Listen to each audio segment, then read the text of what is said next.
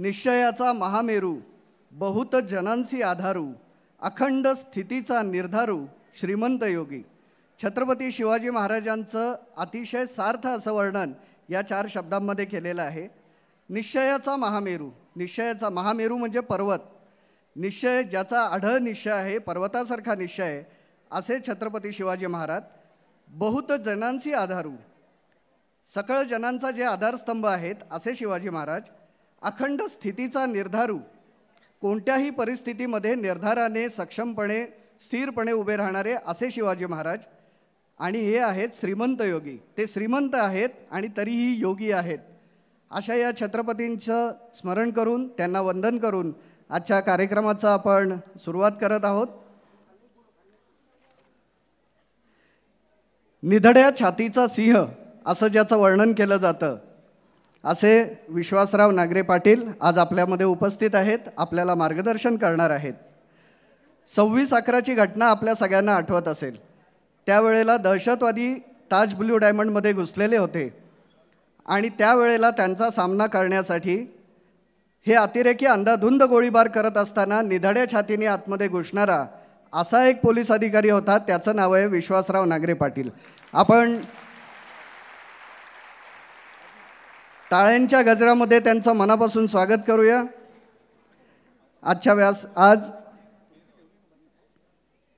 आज उपस्थितांमध्ये अभयशेठ मांढरे उपस्थित आहेत, विलासरावजी भणगे उपस्थित आहेत, प्रख्यात बांधकाम व्यावसायिक शंकररावजी कडू उपस्थित आहेत, विजयराव जगताप उपस्थित आहेत, सचिनराव डिंबळे आहेत, सर्जेराव शिळीमकर आहेत आणि ॲडव्होकेट दिलीप जगताप आहेत. अशा मान्यवरांच्या उपस्थितीने आपण अनुभवलं असेल की काही क्षणापूर्वी जो एक माहोल तयार झालेला होता, त्यामुळे आपल्या प्रत्येकाच्या मनामध्ये एक स्फुरण चढलेलं आहे. आणि या सगळ्या पार्श्वभूमीवरती आज आपल्याला विश्वासराव नांगरे पाटलांचे प्रेरणादायी विचार ऐकायचे आहेत.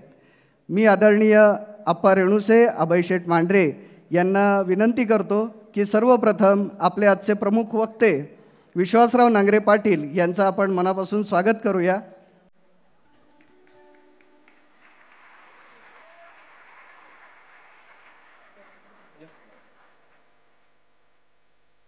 युवराजजी रेणुसे पण आलेले आहेत.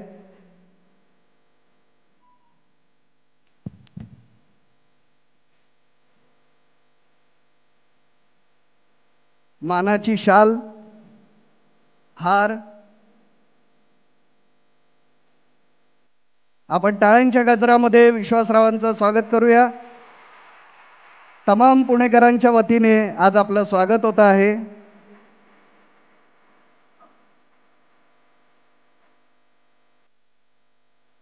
आपल्या सर्वांच्या हृदयस्थ असलेल्या पांडुरंगाची मूर्ती ज्ञानेश्वरी देऊन त्यांचा सन्मान होतोय. सन्मानपत्र आणि पुस्तके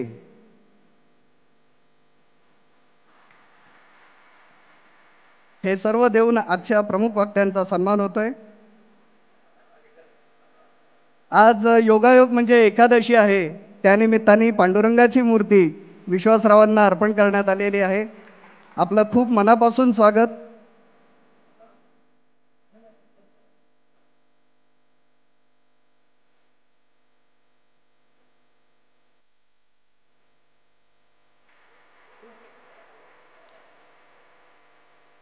आपल्या टाळ्यांचा आवाज कमी पडता कामा नये, कारण तमाम पुणेकरांच्या वतीने त्यांचं हे स्वागत होत आहे. मानाचा जिरेटोप त्यांना प्रदान केलेला आहे.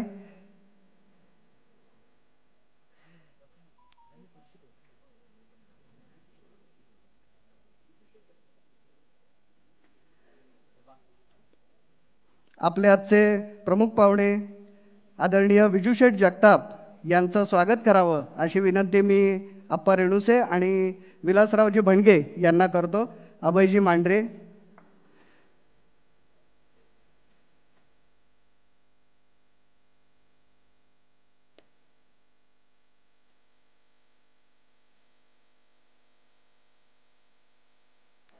विजूशेठ जगताप हे प्रख्यात उद्योजक आहेत. प्रसिद्ध उद्योगपती म्हणून पुण्यामध्ये त्यांची ख्याती आहे. मोत्याची माळ, ज्ञानेश्वरी देऊन सन्मानपत्र देऊन आणि पुस्तकं देऊन त्यांचं स्वागत केलं जात आहे.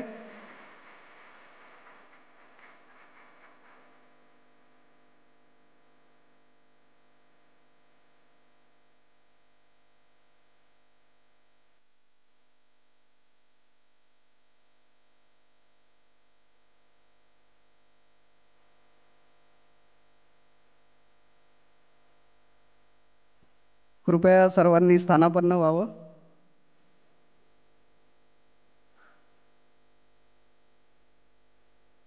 मित्रांनो, एखादं व्यक्तिमत्व म्हणजे उत्साहाचा झरा असतो आणि नाविन्यपूर्ण कल्पनांचा सागर असतो. आपल्या दक्षिण पुण्याला लाभलेलं असंच एक आपल्यातलं लाडकं व्यक्तिमत्व म्हणजे आदरणीय आप्पा रेणुसे. चिंतामणी ज्ञानपीठाचे प्रमुख आणि आप्पा रेणुसे मित्रपरिवाराचे सर्वांचे लाडके व्यक्तिमत्व असलेले आप्पा हे लाल मातीतला रांगडा माणूस असले तरीसुद्धा कमालीचे संवेदनशील आणि समाजभान जागा असणारं व्यक्तिमत्व आहे. चिंतामणी ज्ञानपीठाच्या माध्यमातून ते अखंड ज्ञानदानाचं उत्तम काम करतच आहेत, पण त्याच जोडीला मुलांच्या मनासह त्यांचं मनगट घडवण्यासाठी मुलं मैदानात कशी तयार होतील यासाठी सुद्धा प्रयत्न करत आहेत. त्यांच्या सुपीक डोक्यातनं सातत्याने नवनवीन कल्पना जन्माला येत असतात. दक्षिण पुण्यातील नागरिकांना, विद्यार्थ्यांना उत्तम वैचारिक मेजवानी मिळावी यासाठी त्यांनी सुरू केलेली ऐश्वर्य व्याख्यानमाला हा असाच एक उपक्रम. या कार्यक्रमाचं प्रास्ताविक आदरणीय आप्पा रेणुसे यांनी करावं अशी मी त्यांना विनंती करतो.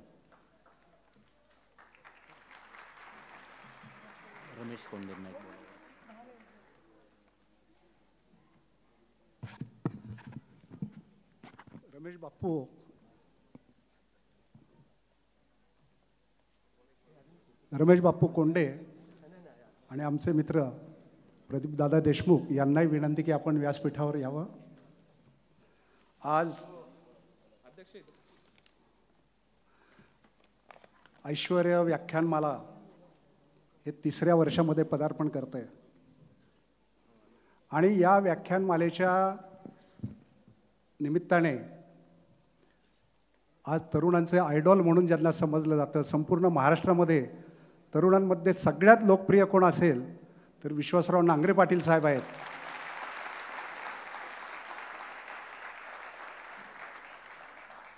ते आज आपल्याला इथं लाभलेले आहेत. त्याचप्रमाणे व्यासपीठावर उपस्थित असलेले प्रसिद्ध उद्योगपती विजयराव जगताप, अभयशेठ मांढरे, प्रदीपदादा देशमुख, रमेश बाप्पू कोंडे, विलासराव भणगे, शंकरराव कडू, महाराष्ट्र राज्य शिक्षक प्राथमिक संघाचे अध्यक्ष, नवनिर्वाचित अध्यक्ष सचिन डिंबळे, सर्जेराव शिळीमकर, ॲडव्होकेट दिलीप जगताप, नुकतीच अखिल भारतीय जैन समितीवरती ज्यांची महामंत्री म्हणून निवड झाली असे आमचे नेमिचंद सोळंकी, रवींद्र संचेती, उपस्थित सर्व बंधू भगिनींनो आणि युवक मित्रांनो, आज खरोखर एक असा दुग्ध शर्करा योग म्हणावा लागेल की वारकरी संप्रदायामध्ये, अध्यात्मामध्ये आषाढी वारीनंतर महत्त्वाचं काय समजलं जातं तर ती माही वारी, की माघ महिन्यामधली जी एकादशी असते ती आज माही वारी आहे. आणि आज मोठ्या प्रमाणामध्ये यात्रा पंढरपूरमध्ये असते, वारकरी मंडळी आवर्जून तिथं जातात. तर आज त्या माही एकादशीचा आज योग आला आहे आणि ज्यांची आपण 3 वर्ष ह्या व्याख्यानमालेसाठी वाट पाहत होतो ते आपल्या सगळ्यांचे आवडते, तरुणांचे आयडॉल, एक इन्स्पिरेशन मिळणारं असं व्यक्तिमत्व विश्वासरावजी नांगरे पाटील साहेब हे आपल्याला आदरणीय अजितदादांच्या आशीर्वादाने मिळाले आहे. हा खरोखरच आपल्याला एक दुग्ध शर्करा योगच म्हणावा लागेल. पुणे शहर हे विद्येचं माहेरघर म्हणून समजलं जातं, त्याचप्रमाणे सांस्कृतिक राजधानी म्हणून पण समजली जाते. आणि या विद्येच्या माहेरघरामध्ये, सांस्कृतिक राजधानीमध्ये व्याख्यानमालेची एक 150 वर्षाची परंपरा आहे. आणि त्यात सुद्धा वसंत व्याख्यानमालासारखी जी व्याख्यानमाला आहे ती 100 वर्षापेक्षा जास्त परंपरा अविरहितपणे चालू असणारी ही व्याख्यानमाला आहे. आणि या धर्तीवरती पुणे शहरामध्ये व्याख्यानमाला असताना आपल्या वेगाने विकसित होणाऱ्या या दक्षिण विभागामध्ये कुठेतरी व्याख्यानमाला असावी, आपल्या लोकांसाठी काहीतरी सामाजिक प्रबोधन व्हावं या दृष्टिकोनाने आमच्या सर्व मित्रमंडळींनी एकत्र येऊन 3 वर्षापूर्वी ऐश्वर्य व्याख्यानमाला सुरू केली. आणि ही ऐश्वर्य व्याख्यानमाला सुरू असताना विविध लोकांना आपण तिथं आमंत्रित करतो, त्यांचे विचार ऐकतो. व्याख्यानमालेच्या माध्यमाने एखादी क्रांतीसुद्धा घडू शकते किंवा सामाजिक प्रबोधन होऊ शकतं, एवढी या व्याख्यानमालेची ऐतिहासिक कालापासून समजलं जातं.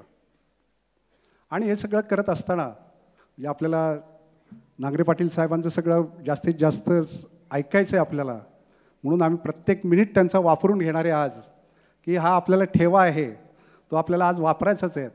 पण हे करत असताना आपण इकडं आपल्या मुलांची बौद्धिक भूक भागवण्यासाठी म्हणून चिंतामणी ज्ञानपीठाच्या माध्यमाने विविध शाळांमधून आज आपली 9,000पेक्षा जास्त मुलं चिंतामणी ज्ञानपीठाच्या माध्यमाने शिकत आहेत. आणि सर सांगायचं वैशिष्ट्य म्हणजे आपल्या चिंतामणी ज्ञानपीठामध्ये संपूर्णपणे शिकवणारा स्टाफ जो आहे तो 350 सगळ्या महिला भगिनी आहेत. आणि त्याचा आम्हाला पुरुष असूनसुद्धा सार्थ अभिमान आहे की अतिशय चांगल्या प्रकारचे रिझल्ट्स आणि दर्जा ह्या आमच्या भगिनींमुळं आहेत. ह्या गुरुजनांनासुद्धा या निमित्ताने मी सलाम करतो. त्याचप्रमाणे ही बौद्धिक भूक भागवत असताना मुलांचा शारीरिक विकास होणंसुद्धा हे तितकंच महत्त्वाचं आहे.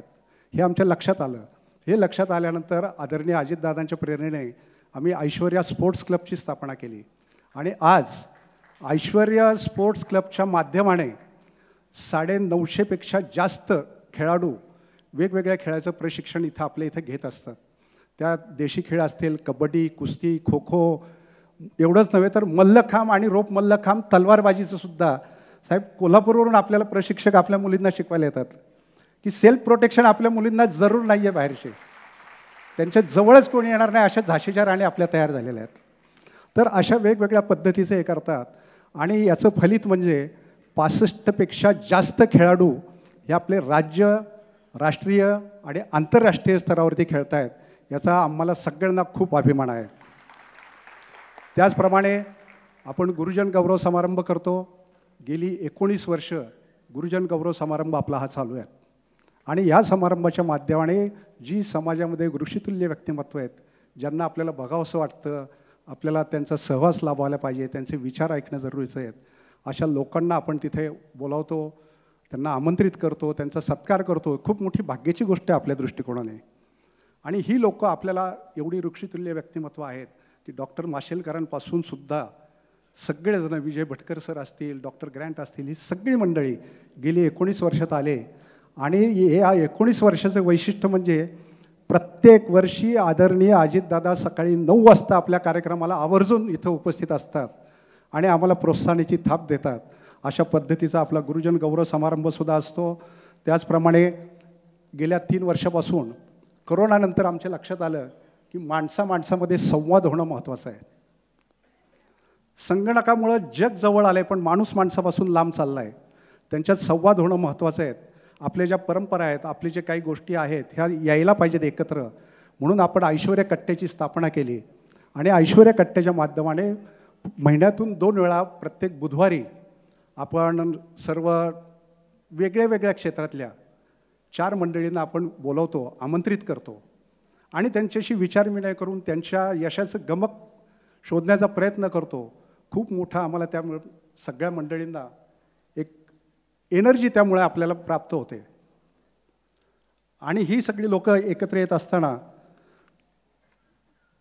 त्यामध्ये केंद्रीय मंत्र्यांपासून ते सर्व वर्तमानपत्राचे संपादक असतील, प्रथितयश खेळाडू असतील, विचारवंत असतील, या सगळ्या मंडळींचा सहवास आपल्याला ऐश्वर्या कट्ट्यावरती लाभला आहे.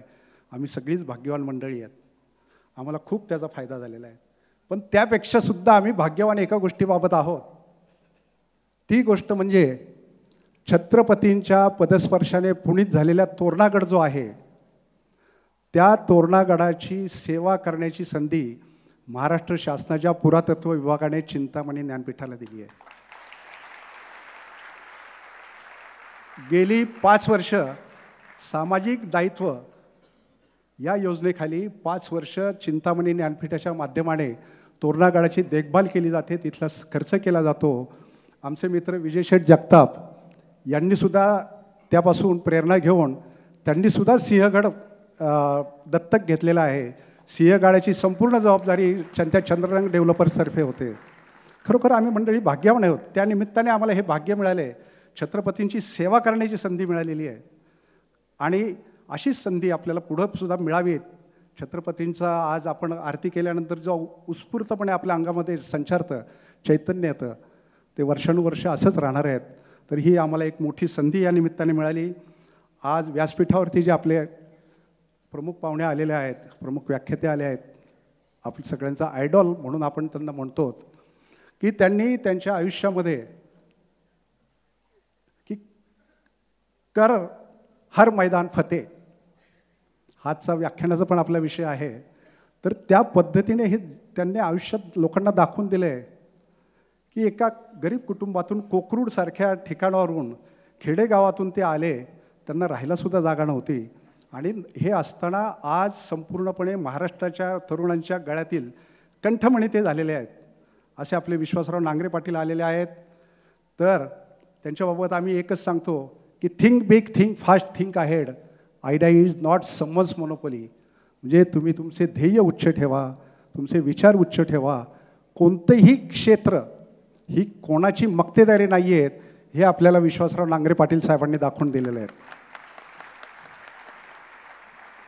IPS IAS ऑफिसर होणं किंवा एखादा चांगला राजकारणी होणं, डॉक्टर होणं ही कोणाची मक्तेदारीच नाही आहेत. नांगरे साहेबांच्या माध्यमानेच आपल्याला हे सगळीकडे दिसलं आहेत. आणि आज याच निमित्ताने आपण सरांना मुद्दाम म्हणून बोलवलं आहे की आज असणाऱ्या या 2-2.5 लोकांच्या मधून एक जरी विश्वासराव नांगरे पाटील पैदा झाला तर आपल्या या कार्यक्रमाचा चीज होईल. आणि हीच परमेश्वरचरणी आमची प्रार्थना आहे. ज्याप्रमाणे सर आत्ता नव्हते की सरांच्या बाबत सांगितलं की think big, think fast, think ahead. Idea is not someone's monopoly. कोणतंही क्षेत्र कोणाची मक्तेदारी नाही आहे. आपले विचार आणि ध्येय उच्च ठेवा. मला सगळं तरुण मंडळींना मुद्दाम आवाहन करायचं आहे. तोच आज आपण धडा घेऊन इथं बाहेर पडूया आणि पुढील काळात तुमचासुद्धा सत्कार करण्याची आणि साहेबांच्या हस्ते करण्याची संधी येऊ द्यात. एवढंच या निमित्ताने मी परमेश्वरचरणी प्रार्थना करतो. पुन्हा एकदा साहेबांनी त्यांच्या व्यस्त वेळामधून आपल्याला वेळ दिला त्याबद्दल त्यांना धन्यवाद देतो. आदरणीय दादांकडं नेहमी आम्ही हट्ट करतो, तेही पूर्ण करतातच. त्यांनीसुद्धा आपल्याला नांगरे सरांची वेळ घेऊन दिली त्याबद्दलही त्यांना धन्यवाद देतो. इतक्या सकाळी आपण सगळे बहुसंख्येने जमलात, आपल्यालाही खूप खूप धन्यवाद देतो. पुढे परीक्षार्थी असणाऱ्यांना शुभेच्छा देतो आणि माझे 2 शब्द संपवतो. जय हिंद, जय महाराष्ट्र.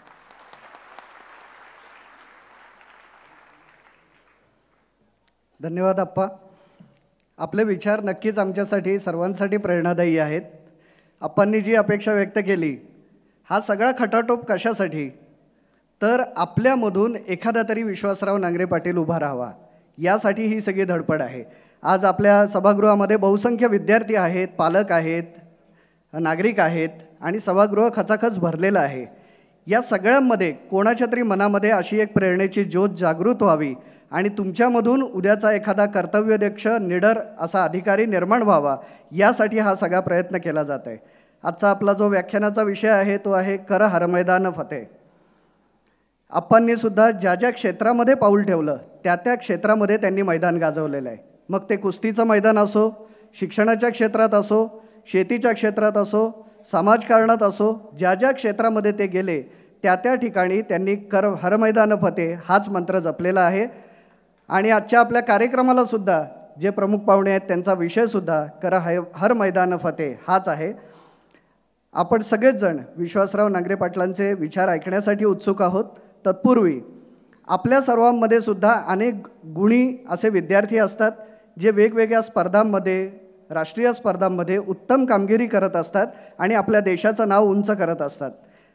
अनेकदा आपलं कौतुक होत असताना ते कौतुक कोणाकडून होतं आहे आणि कोणाची कौतुकाची थाप आपल्या पाठीवर पडते आहे, यालासुद्धा खूप महत्त्व असतं. अनेकदा ती कौतुकाची थाप जर महत्त्वाची आणि योग्य व्यक्तीकडून पडणारी असेल तर आपल्या अख्ख्या आयुष्याचं परिवर्तन होऊ शकतं. यामुळेच आम्ही असा विचार केला की काही विद्यार्थ्यांचा आपण विश्वासराव नांगरे पाटलांच्या हस्ते विशेष सन्मान करूया, ज्यांनी राष्ट्रीय स्तरावरती उत्तम कामगिरी केलेली आहे. मी सुरुवातीलाच आमंत्रित करतो कुमारी आर्या समीर कुंभार हिला. तिचं वय आहे अवघं 13 वर्ष. भरतनाट्यम या प्रकारामध्ये तिने 3 वेळा राष्ट्रीय स्तरावरील विजेतेपद संपादन केलेलं आहे. 2023मध्ये हिमाचल प्रदेशमध्ये ज्युनियर ग्रुपमध्ये तिने प्रथम क्रमांक पटकावला. 2024मध्ये कोलकाता येथे झालेल्या ग्लोबल इंटरनॅशनल स्पर्धेत तिने प्रथम क्रमांक पटकावला आणि 2025 साली ओरिसा येथे झालेल्या राष्ट्रीय स्पर्धेत तिने प्रथम क्रमांक पटकावला. आर्या समीर कुंभार यांचा विश्वासराव नांगरे पाटील यांच्या हस्ते विशेष सन्मान होतोय. आपल्या इथे असलेल्या मुलांनी आपल्या मनामध्ये असा संकल्प करावा की पुढच्या वर्षीच्या व्याख्यानमालेमध्ये जे प्रमुख पाहुणे असतील त्यांच्या हस्ते माझा सन्मान व्हावा. इतकी चांगली कामगिरी मी नक्की करून दाखवीन. आर्याचं मनापासून अभिनंदन. आर्या सध्या संस्कृती द आर्ट ग्रुप या डान्स क्लासमध्ये शिक्षण घेते आणि गौरी भोसले या तिच्या मार्गदर्शक आहेत. आपलं दुसरं प्रेरणादायी युवा व्यक्तिमत्व आहे आदेश फलफले. आपल्या सगळ्यांना इस्रो ही अवकाश संशोधन संस्था माहीत असेल. आता आपण अवकाश संशोधनाच्या क्षेत्रामध्ये खूप मोलाचं काम करतोय. अशा इस्रोमध्ये अतिशय जवळून सायंटिस्ट म्हणून काम करणारा आदेश फलफले हा तरुण मुलगा आहे. तो आपल्या चिंतामणी ज्ञानपीठाच्या प्राईड इंग्लिश स्कूलचा माजी विद्यार्थी आहे. सध्या तो जर्मनीत आहे, पण त्याचे आईवडील आपल्यासोबत आहेत. संजय फलफले आणि सोनाली फलफले यांना मी निमंत्रित करतो. या आईवडिलांना आपल्या मुलाचा किती अभिमान असेल. आत्ता आदेश जर्मनीमध्ये शिक्षण घेतोय आणि जगभरातून 800 मुलं या प्रशिक्षणासाठी निवडली जातात. त्याच्यातनं 40 मुलं फक्त निवडली गेले जर्मनीतल्या या संशोधनासाठी आणि तो तिथे स्पेस सायन्स या विषयामध्ये संशोधन करतोय.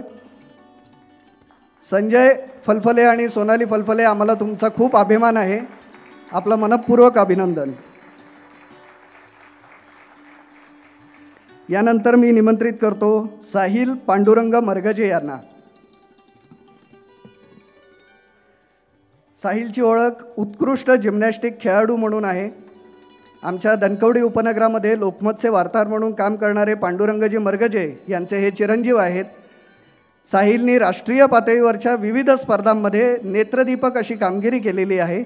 2 वेळा नॅशनल चॅम्पियन जिम्नॅस्टिक म्हणून त्याने नावलौकिकसुद्धा मिळवलेला आहे. आपण टाळ्यांच्या गजरामध्ये साहिलचं कौतुक करूया. आपल्या आप्पांच्या प्रियदर्शनी स्कूलचा तो विद्यार्थी आहे, याचा आपल्याला आणखी अभिमान असला पाहिजे. अनेक सुवर्ण पदकांचा तो मानकरी आहे. साहिल, तुझं मनापासून अभिनंदन. यानंतर मी निमंत्रित करतो आलोक मनोज तोडकर यांना.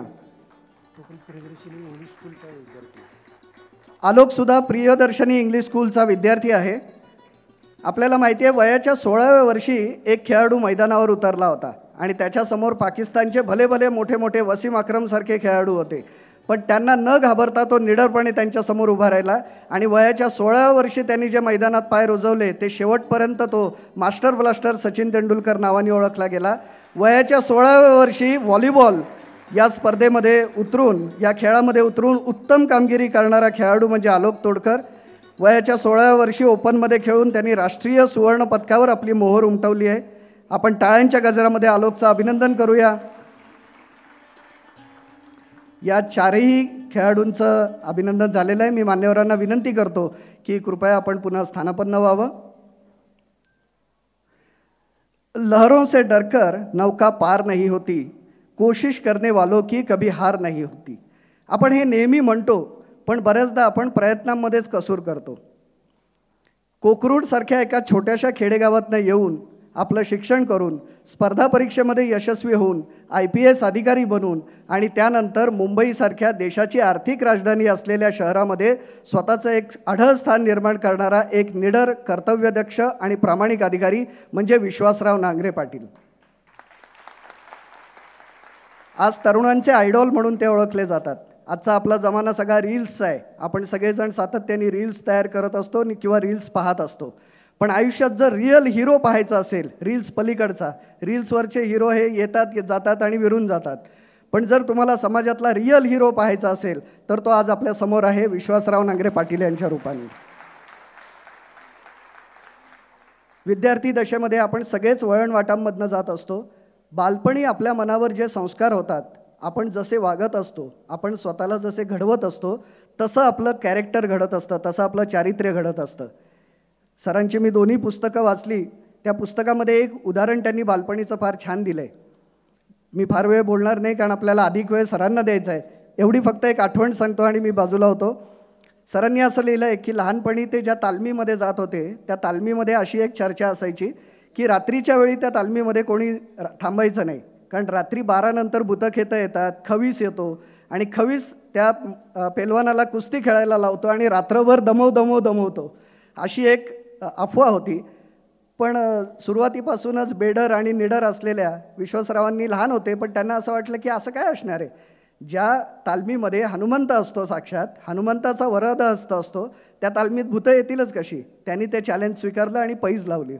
आणि पैज लावून त्यांनी रात्रभर त्या तालमीमध्ये थांबायचं ठरवलं.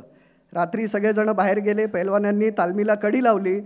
एकटे विश्वासराव त्या तालमीमध्ये, लहान होते, तालमीमध्ये थांबले. रात्री 12 वाजता भूत येतं अशी चर्चा होती. 11 वाजल्यापासूनच रामरक्षा आणि हनुमान चालीसा सुरू झाली होती. पण त्यानंतर त्यांनी स्वतःला शांत केलं. ते शांतपणे त्या तालमीमध्ये झोपून गेले. सकाळ झाली. सकाळी उठल्यावर सगळ्यांनी पाहिलं तर विश्वासराव जैसे थे स्थितीत होते. कुस्ती बिस्ती खेळल्याचं काही दिसत नव्हतं. आणि त्या गावाचे जे वस्ताद होते त्यांनी त्यांच्या पाठीवर कौतुकाची थाप दिली आणि म्हणाले की बहादूर आहेस गड्या, मानलं तुला. त्याच्या पुढे जे त्यांनी वाक्य लिहिलं ते मला सगळ्यात जास्त महत्त्वाचं वाटलं. विश्वासराव असं म्हणतात की त्यावेळी मी जे धाडस दाखवलं, त्यानंतर 26/11च्या वेळेला दहशतवादाच्या रूपाने आलेल्या खऱ्याखुऱ्या सैतानांशी लढताना मला ते धाडस उपयोगी पडलं. मला असं वाटतं की एखादा माणूस घडतो, त्याची पायाभरणी होते, ती या पद्धतीने होत असते. असे काही दाखले, दहशतवादाचे प्रत्यक्ष 26/11चे अनुभव, हे सगळं आपण सरांच्या तोंडून ऐकणार आहोत. सरांची कारकीर्द ही दैदिप्यमान आहे. त्यांनी पोलीस दलामध्ये स्वतःचा एक वेगळा ठसा उमटवलेला आहे. 1997 साली ते पोलीस दलामध्ये भरती झाले आणि तेव्हापासून त्यांच्या कर्तृत्वाचा आलेख हा सातत्याने चढता राहिलेला आहे.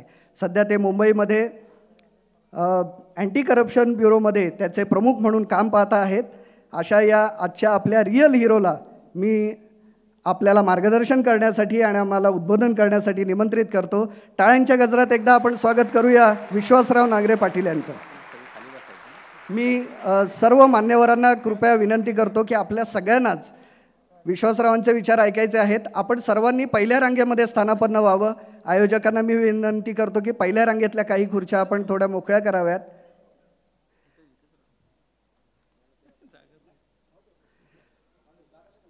मी विश्वासरावांना विनंती करतो की आपण कृपया आपले विचार मांडून आम्हाला उद्बोधित करावं.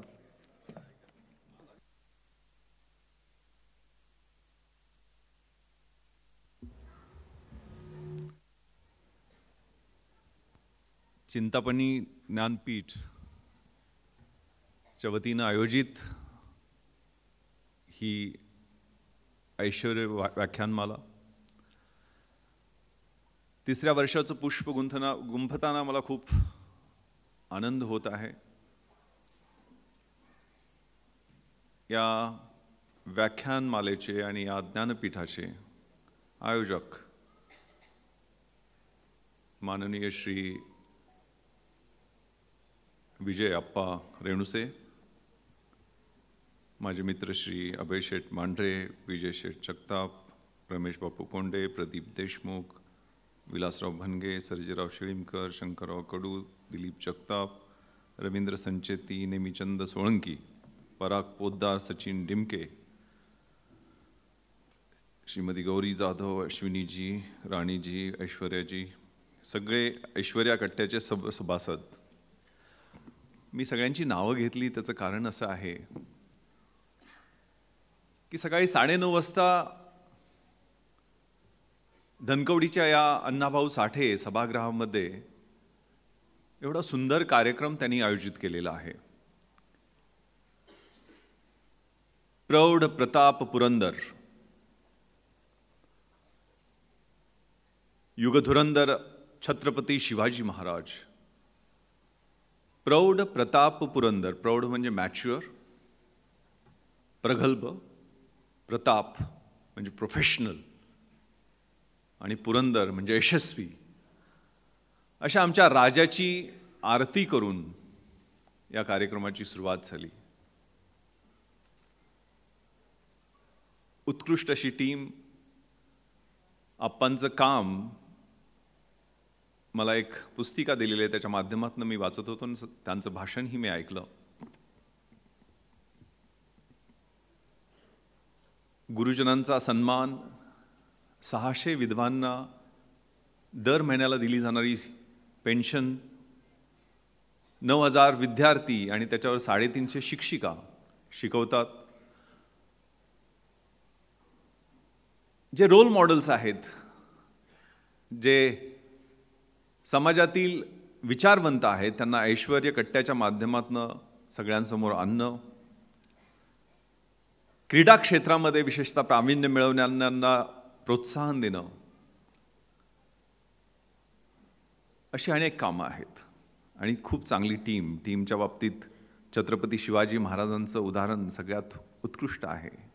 जो 65 किलोची तलवार वागवतो त्याचं नाव येसाजी, जो 2000 शत्रूंशी एकटा झुंजतो त्याचं नाव बाजी, जो हात तुटला तरी शत्रूशी लढत राहतो त्याचं नाव तानाजी, जो 18 तासात घोडा दिल्लीवरून पुण्याला घेऊन येतो त्याचं नाव संताजी, जो शत्रूच्या छावणीत एकटा घुसतो आणि शत्रूच्या छावणीचा कळस कापून आणतो त्याचं नाव धनाजी, ढाण्या वाघाला एकटा उभा सामोरे जातो आणि त्याचा उभा फाडतो त्याचं नाव संभाजी, आणि या सगळ्यांना एकत्र घेऊन स्वराज्याचं नंदनवन घडवतो तो माझा राजा छत्रपती शिवाजी, ज्यांचं नाव ऐकल्यानंतरच रक्तामध्ये अगणित सूर्य निर्माण होतात, अंगावर रोमांच उभे राहतात. त्या राजाचं आयुष्य हाच खरा एक आदर्श आहे. 325 लढाया आणि एकही स्वतःला खरचटण्याची जखम होऊ दिली नाही असा राजा, याच्यापेक्षा मोठं कर हर मैदान फतेह काय असू शकतं.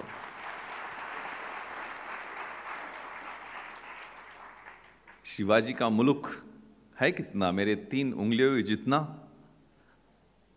अशी दरपोक्ती करणारा शाहिस्ते खान, त्याच्याच महालात घुसून त्याची बोटं तोडून आणणारा आमचा राजा छत्रपती शिवाजी महाराज, 6.5 फुटाच्या अफजल खानाला 6 फुटाची तलवार नाहीये, 4 इंचाची वाघनख आणि त्याचा कोतळा बाहेर काढणारा आमचा छत्रपती राजा.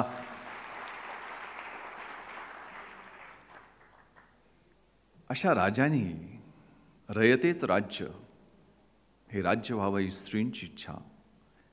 आणि आता सांगितलं खूप सुंदर पोद्दार साहेबांनी, निश्चयाचा महामेरू, बहुतजनाशी आधारू, अखंड स्थितीचा निर्धारू, श्रीमंत योगी.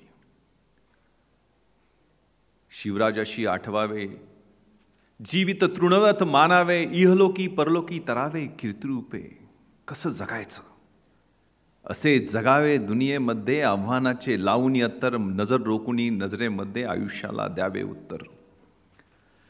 नको गुलामी नक्षत्रांची, भीती आंधळ्या ताऱ्यांची, आयुष्याला भिडतानाही चैन करावी स्वप्नांची, इच्छा दांडगी असे जयाची, मार्ग त्याला मिळती 70, नजर रोकुनी नजरेमध्ये आयुष्याला द्यावे उत्तर. गुलामी नक्षत्रांची, आंधळ्या ताऱ्यांची, सगळ्या लढाया बघा अमावास्येला गेलेल्या आहेत छत्रपती शिवाजी महाराज. हे ज्याला हात नाहीत त्यांचं पण भविष्य असतं ना. दैवायतम तु कुले महायत्तम तु पौरुषम, कोणत्या कुळामध्ये जन्म घ्यावा तुझ्या हातामध्ये नाही, परंतु पुरुषार्थ काय आहे ते दाखवणं तुझ्या मनगटामध्ये आहे. डॉक्टर बाबासाहेब आंबेडकर, महात्मा फुले, कितीतरी उदाहरणं देता येतील. आणि आम्ही मात्र मुहूर्त बघणे, ती पत्रिका बघणे, मग अमावास्येला काय करायचं नाही, पौर्णिमेला काय करायचं नाही. छत्रपती राजाराम महाराजांचा ज्यावेळेला जन्म झाला त्यावेळेला ते उलटे पालटे जन्माला आले होते आणि तो त्यावेळेला अपशकुन मानला जायचा. त्यावेळेला छत्रपती शिवाजी महाराज म्हणाले की ते उलटे जन्माला आलेले आहेत ना, तो दिल्लीचा तख्त उलटवण्यासाठी आलेले आहेत. पाय असावे जमिनीवरती आकाश कवेत घेताना, हसू असावे ओठावरती काळीज काढून देताना, संकटाशी ठणकावून सांगावे ए आता 72, नजर रोकुनी नजरेमध्ये आयुष्याला द्यावे उत्तर. संकटाला घाबरायचं नाही. विपरीत परिस्थितियों में कुछ लोग टूट जाते और कुछ लोग रिकॉर्ड तोड़ देते. करून जावे असेही काही, दुनियेतून या जाताना, गहिवर यावा जगास साऱ्या शेवटचा निरोप देताना, स्वर कठोर त्या काळाचाही क्षणभर व्हावा कातर कातर, नजर रोखुनी नजरेमध्ये आयुष्याला द्यावे उत्तर. त्यामुळे आप्पा, तुम्ही जे काम करत आहात त्यातनं जे समाधान मिळतंय, या विद्यार्थिनींना सशक्त सबल करणं, शिक्षिकांना त्यांच्या सगळ्या कलागुणांच्या अनुषंगानं प्रगती करण्यासाठी सिद्ध करणं, म्हणजे 350 शिक्षिकाच आहेत हे मला ऐकून खूपच आश्चर्य वाटलं. विद्येविना मती गेली, मतीविना गती गेली, गतीविना नीती गेली, नीतीविना वित्त गेले, वित्तविना क्षुद्र खचले, सगळे अनर्थ एका अविद्येने केलेले आहेत. ते स्वतः पैलवान असून सुद्धा विद्येची कास पकडून या भागातल्या विद्यार्थिनींना, विशेषतः क्रीडा क्षेत्रातलं सुद्धा नैपुण्य मिळवण्यासाठी पात्र करत आहेत. ही खूपच समाधानाची गोष्ट आहे.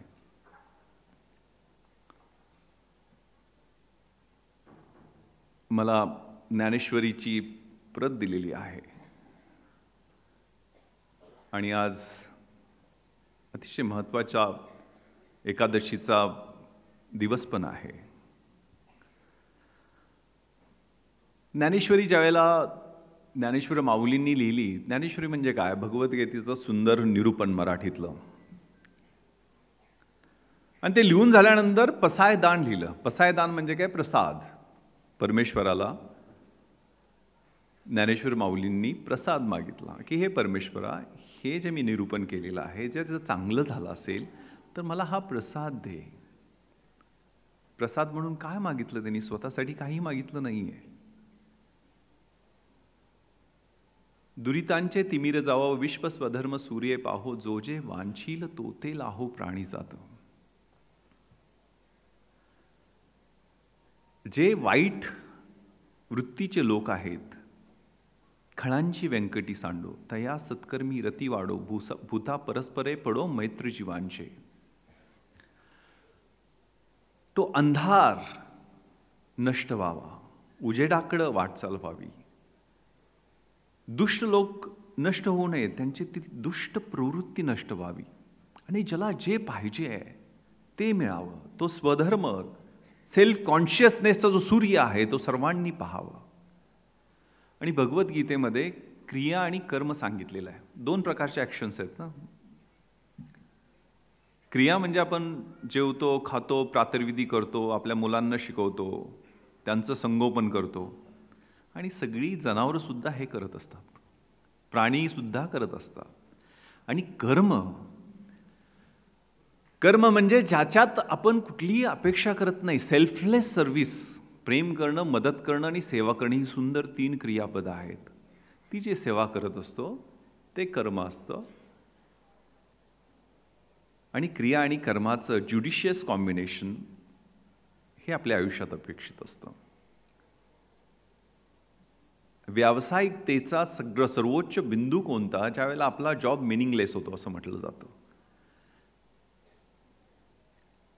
की ज्यावेळेला एक पोलीस अधिकारी म्हणून समाजात गुन्हेच राहणार नाहीत याचा मी विचार करतो. युटोपियन कॉन्सेप्ट आहे, थोडंसं अवघड आहे, आयडियालिझम आहे त्यात. ज्यावेळेला की तो डॉक्टर काम करतो त्याला वाटतं की डिसीज नष्ट व्हावेत,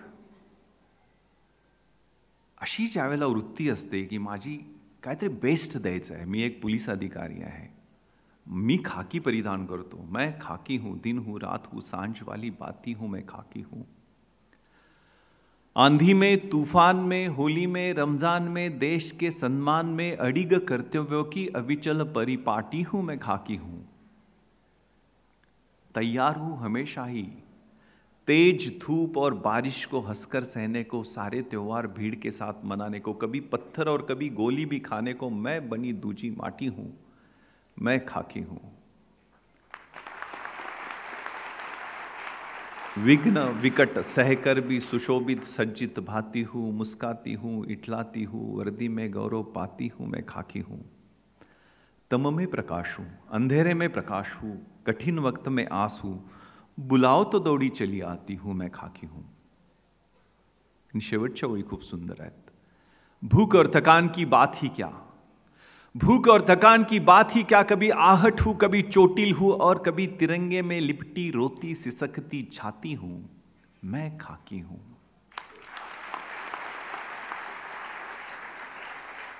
त्यामुळे खाकी म्हणून माझं जे कर्तव्य आहे, मी स्वतःवर विश्वास ठेवतो, मी नकारात्मक गोष्टींना बाजूला ठेवतो, मी सगळ्या अपयशाला यशाची पायरी समजतो, कष्टावर विश्वास ठेवतो, पण मी हे सगळे कशासाठी करतो की giving something back to the society. माझा उद्देश समाजाला मी देणं लागतो हा नसेल तर या सगळ्याला काय अर्थ नाहीये। स्वतःच्या ताटातलं खाणं ही प्रकृती असते, दुसऱ्याच्या ताटातलं ओरबाडून घेऊन खाणं ही विकृती असते, आणि स्वतः उपाशी राहून दुसऱ्याला आपलं ताट देणं ती संस्कृती असते।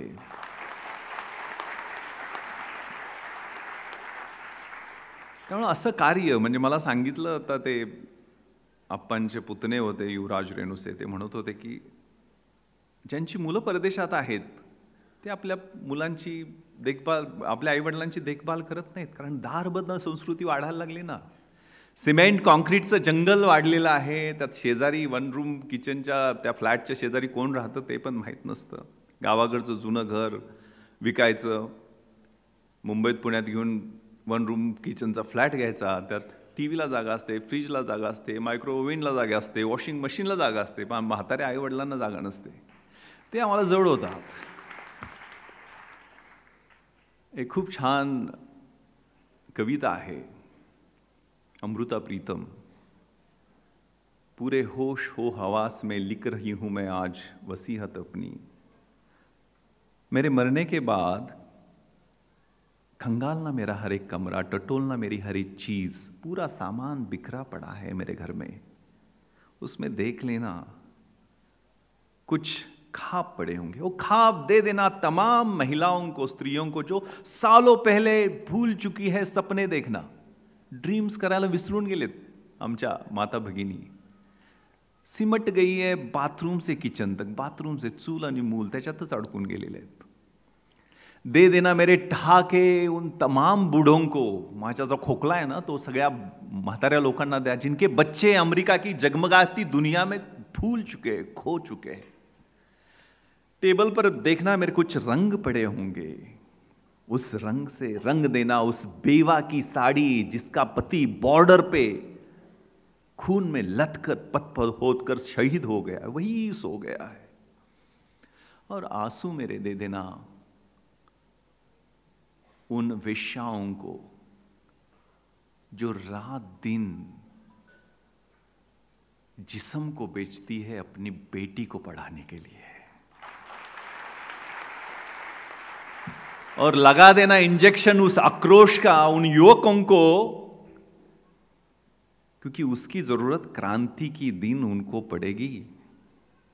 और बाकी मेरी ईर्ष्या, मेरा लालच, मेरा स्वार्थ, उसको ऐसा करना, मेरे साथ ही उसको जला देना।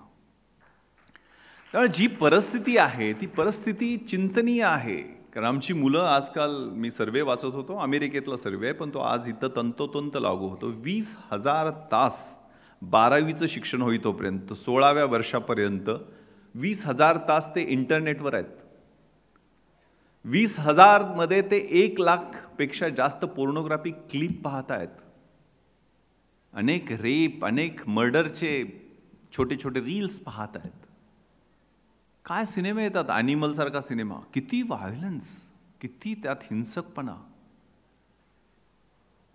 तर काय सांगायचं, कसं सांगायचं? खूप छान पत्र दलाई लामांनी लिहिलेलं आहे की वी हॅव, म्हणजे paradoxes of our times, we have bigger houses but smaller families, मोठी घरं झालीत, छोटी कुटुंब झालेली आहेत, मोर कन्व्हिनियन्सेस बट लेस टाइम, सुखसोयी खूप झालेत, वेळ कुठे आहे,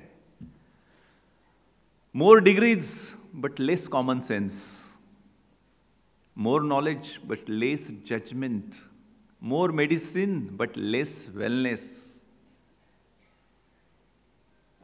we are tall buildings but short tempers, we are fancy houses, खूप चांगली सुशोभित घरं पण ब्रोकन होम्स, घरात डायव्होर्सेस सुरू आहेत।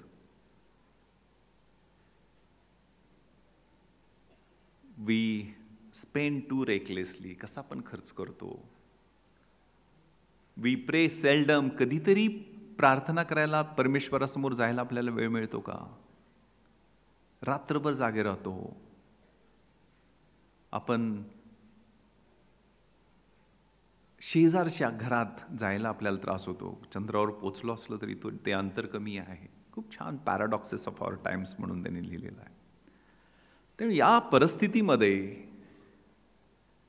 हे कशानं डिक्लाइन झालेलं आहे ते 1930 मध्ये बापूजींनी यंग इंडियामध्ये लिहून ठेवलेलं आहे. There is enough in this world to fulfil every single individuals need.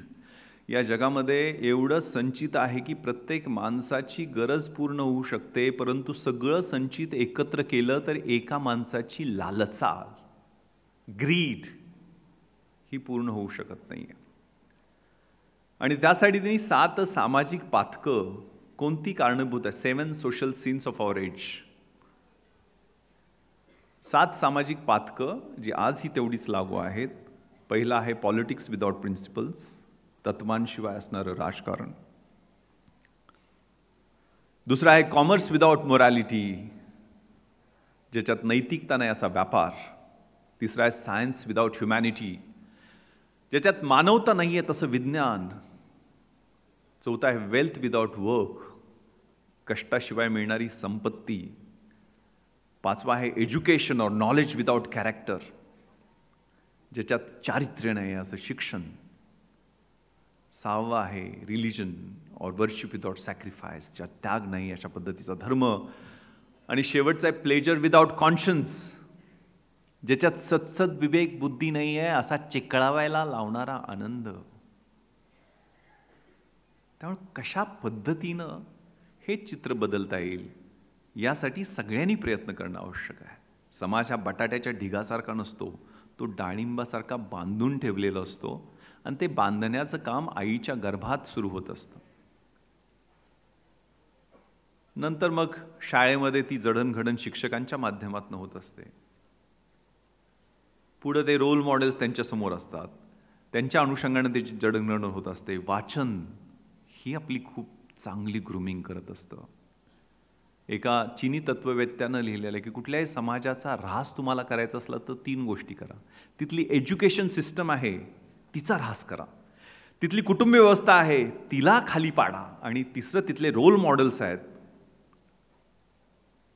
त्या रोल मॉडेल्सला लोकांच्या नजरेतनं खाली उतरवावा.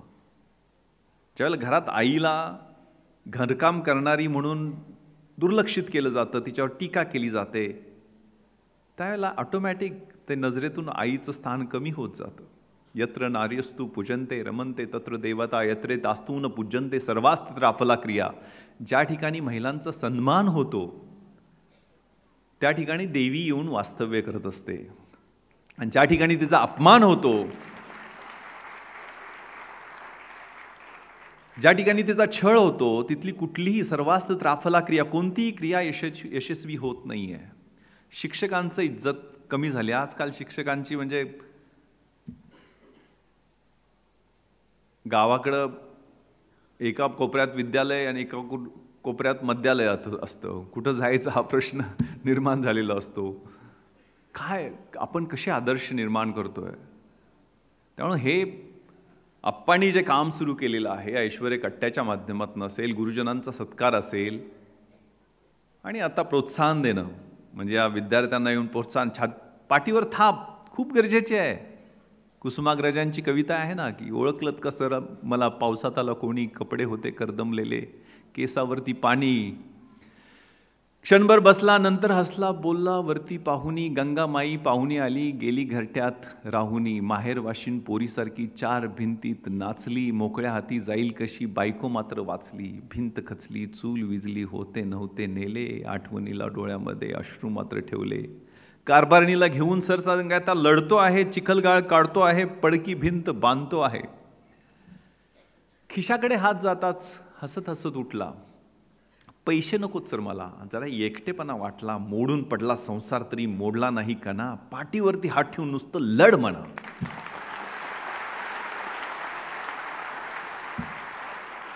हे लढ म्हणायची ताकद दिली ना मग सगळं सोपवून जातं. असं लढ म्हणायची ताकद लहानपणी माझ्या गावात माझ्या शिक्षकांनी, माझ्या वडीलधाऱ्यांनी, माझ्या गावकऱ्यांनी, माझ्या नातेवाईकांनी दिली, म्हणून प्रतिकूल परिस्थितीत लढत इथंपर्यंत आलो. आत्ता मी 52 वर्षाचा आहे, पण 42 किलोमीटर न थकता न थांबता धावू शकतो, कारण पैलवानाचा मुलगा आहे. काळ्या मातीतनं सुरुवात झालेली आहे. माझे मसल्स, लिगॅमेंट्स, टेंडन्स, मी आता आमच्या 27 वर्ष पूर्ण सर्व्हिसला झाली म्हणून नॅशनल पोलीस अकॅडमीमध्ये हैदराबादला आमच्या सगळ्या IPS ऑफिसरची रियुनियन झालेली होती. आणि त्यावेळेचे मी पॅरामीटर्स 1997च्या ट्रेनिंगचे पाहत होतो आणि आत्ताचे पॅरामीटर्स मी त्यापेक्षा जास्त फिट आहे. ट्रेनिंगच्या पिरियडमध्ये होतो त्यापेक्षा जास्त माझा फिटनेस वाढलेला आहे. म्हणजे मसल्स, लिगॅमेंट्स सगळे अजून स्ट्रॉंग झाले. माझा BMI इम्प्रूव्ह झालेला आहे. त्यामुळे फिजिकल, मेंटल आणि स्पिरिच्युअल कॅपॅबिलिटीज वाढवत राहणं ही कंटिन्युअस प्रोसेस आहे. कायझेन म्हणजे काय? रोज स्वतःमध्ये 1% मी कसा माझ्यात सुधारणा करेल हे महत्त्वाचं आहे. मी 1997च्या बॅचचा IPS अधिकारी आहे. 23 वर्षावी माझं सिलेक्शन झालं. त्यामुळे काय ग्रामीण भागातला पैलवानाचा मुलगा ते IPS हा प्रवास 23 वर्षाचा आणि नंतर सर्व्हिसमध्ये जवळजवळ 28 वर्ष वेगवेगळ्या जबाबदाऱ्या पार केल्या. 4 जिल्ह्यांचा SP होतो. मुंबईमध्ये DCP, additional CP, joint CP म्हणून काम केलेलं आहे. 2 रेंजेसचा म्हणजे अख्ख्या मराठवाड्याचा IG होतो, जिथे 171 पोलीस स्टेशन सुपरवाईज केले, आणि या पश्चिम महाराष्ट्राचा IG होतो त्यावेळेला 135 पोलीस स्टेशन सुपरवाईज केले. मुंबईत आता जॉईंट CP होतो त्यावेळेला मुंबईतली मोठी पोलीस स्टेशन 96 पोलीस स्टेशनचं सुपरविजन माझ्याकडे होतं. हा सगळा प्रवास आहे. रोज वेगळा दिवस, रोज वेगळं चॅलेंज, रोज वेगळं आव्हान, ऑड्स, एन्काउंटर्स, चॅलेंजेस, व्हेरीड एक्सपिरियन्सेस, वेगवेगळे अनुभव, आणि त्यातनं आपण ताऊन सुलाखून निघतो. अनेकदा फ्रस्ट्रेशन असतं, अनेकदा निराशा येतात. माना के अंधेरा बहुत है, माना के चारों तरफ नाकामी है, माना के थक कर टूट गए हैं और सफर अभी बहुत कामी है, जीवन की आपाधापी में जीने का ठिकाना छूट गया, माना के चांद पे ग्रहण है और रात गहरी है, लेकिन कृष्ण ने साफ कहा है कि कर्म तेरा कल होगा, और कर्म में अगर सच्चाई है तो कर्म कहाँ असफल होगा. हर संकट का हल होगा, आज नहीं तो कल होगा. कम्फर्ट ग्रुप सोडायचे आहेत, कष्ट करायचे आहेत. सहजासहजी यश मिळत नसते. लोहा जितना तपता है उतनी ताकत भरता है. सोने को जितनी आग लगे उतना प्रखर निखरता है. हीरे पे जितने घाव लगे वो उतना खूब चमकता है. मिट्टी का बर्तन पकता है तो धुन पर खूब खनकता है.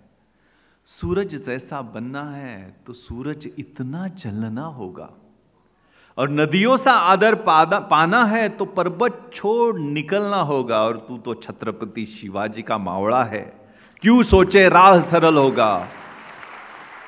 कुछ वक्त जरूर लगेगा लेकिन हर संघर्ष सफल होगा, हर प्रश्न का हल होगा. आज नहीं तो कल होगा, आज नहीं तो कल होगा. Positive attitude. तो प्रवास केला ना, कारण ग्रामीण भागातल्या मुलांना प्रतिकूल परिस्थितीला रोज सामोरं जावं लागतं.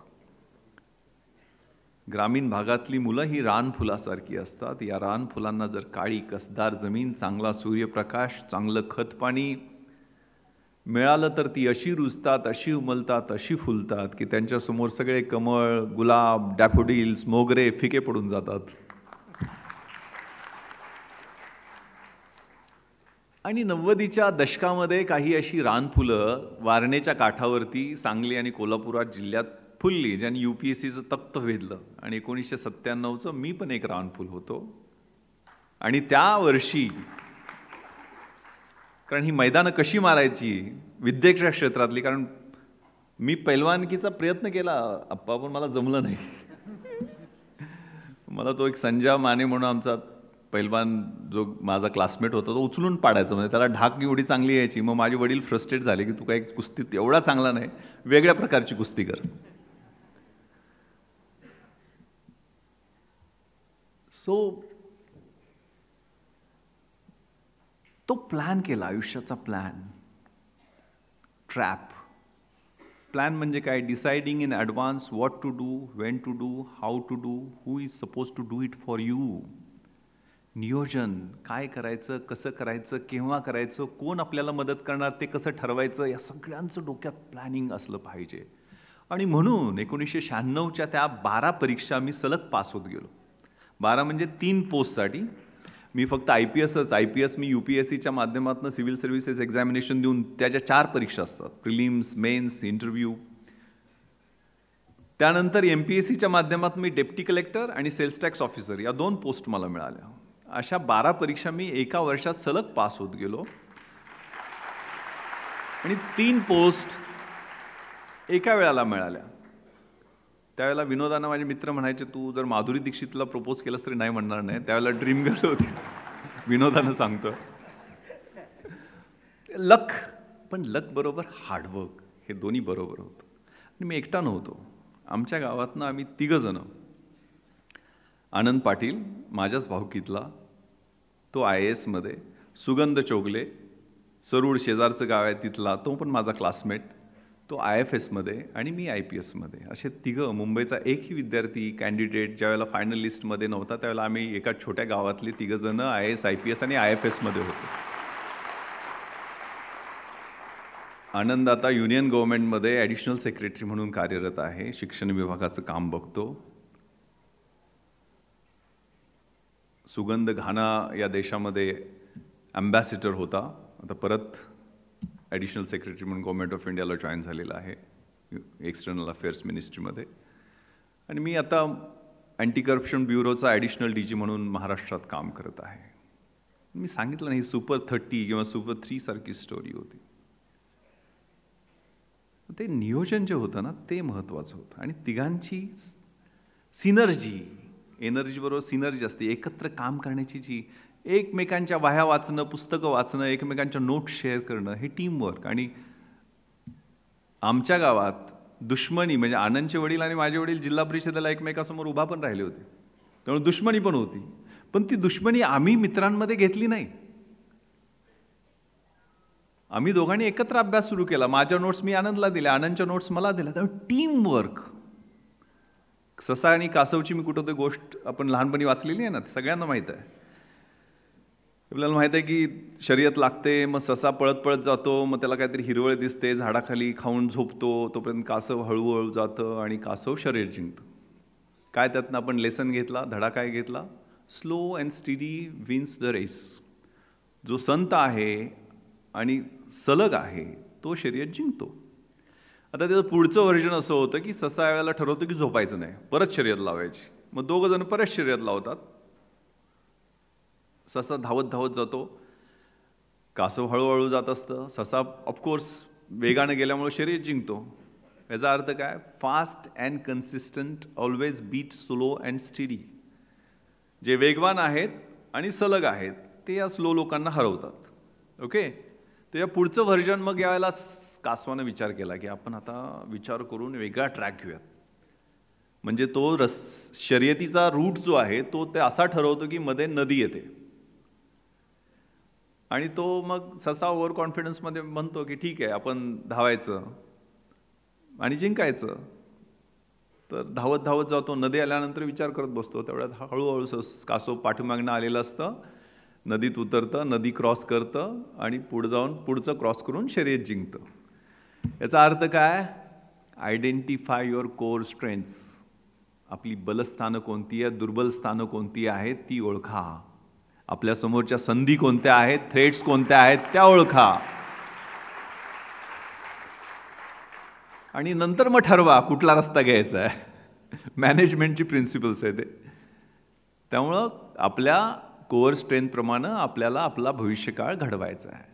आणि सगळ्यात शेवटचा टप्पा या त्या 3 शर्यतीच्या दरम्यान ससा आणि कासव हे 2 मित्र होतात आणि ते म्हणतात की आपण एकत्र धावूयात आणि एकत्र शर्यत जिंकूयात. मग ससा कासवाला पाठीवरती घेतो आणि रस्त्यावरची शर्यत धावत धावत धावत नदीपर्यंत जातो. नदी आल्यानंतर कासव सशाला पाठीवरती घेतं, हळूहळू पोहत नदी क्रॉस करतं आणि दोघंही शर्यत रेकॉर्ड टाईममध्ये जिंकतात.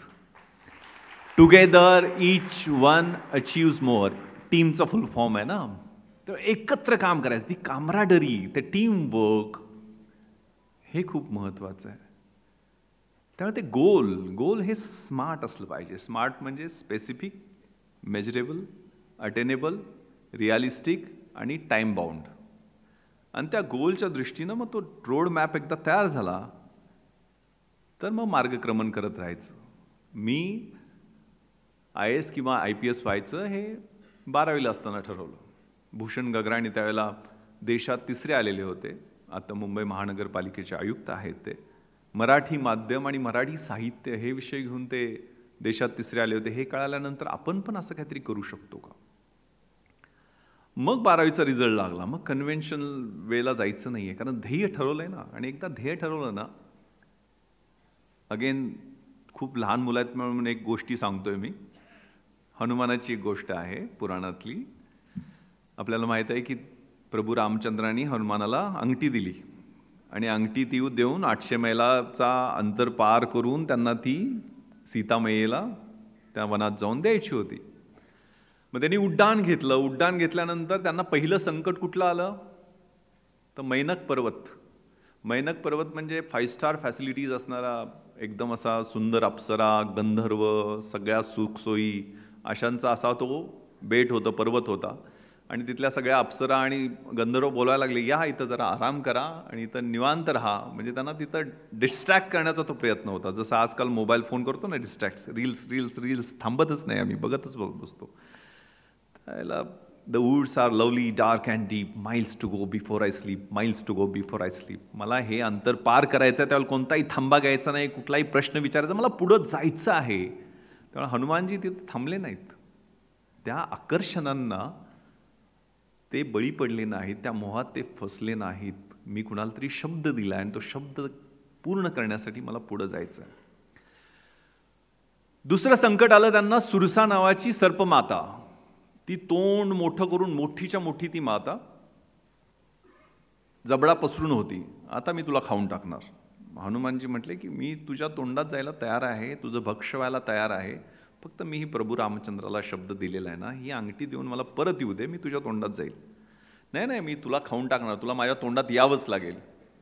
मग आपल्याला माहिती आहे हनुमानजी म्हणजे शक्तीपेक्षा युक्ती पण त्यांच्याकडे होती आणि त्यांनी युक्ती केली. ते मोठे मोठे मोठे मोठे होत गेले. त्यांना ते आपला आकार वाढवता यायचा ना. मग सर्ममातेला सुद्धा मोठा मोठा मोठा जबडा करायला लागला. एकदम मोठा जबडा झाल्यावर पटकन हनुमानजी एकदम छोटे झाले आणि पटकन जबड्यात जाऊन परत बाहेर आले.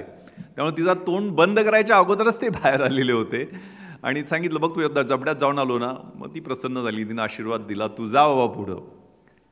याचा एवढा साधा सरळ अर्थ नाही आहे. आयुष्यात कधी मोठं व्हायचं आणि कधी छोटं व्हायचं ते कळलं पाहिजे.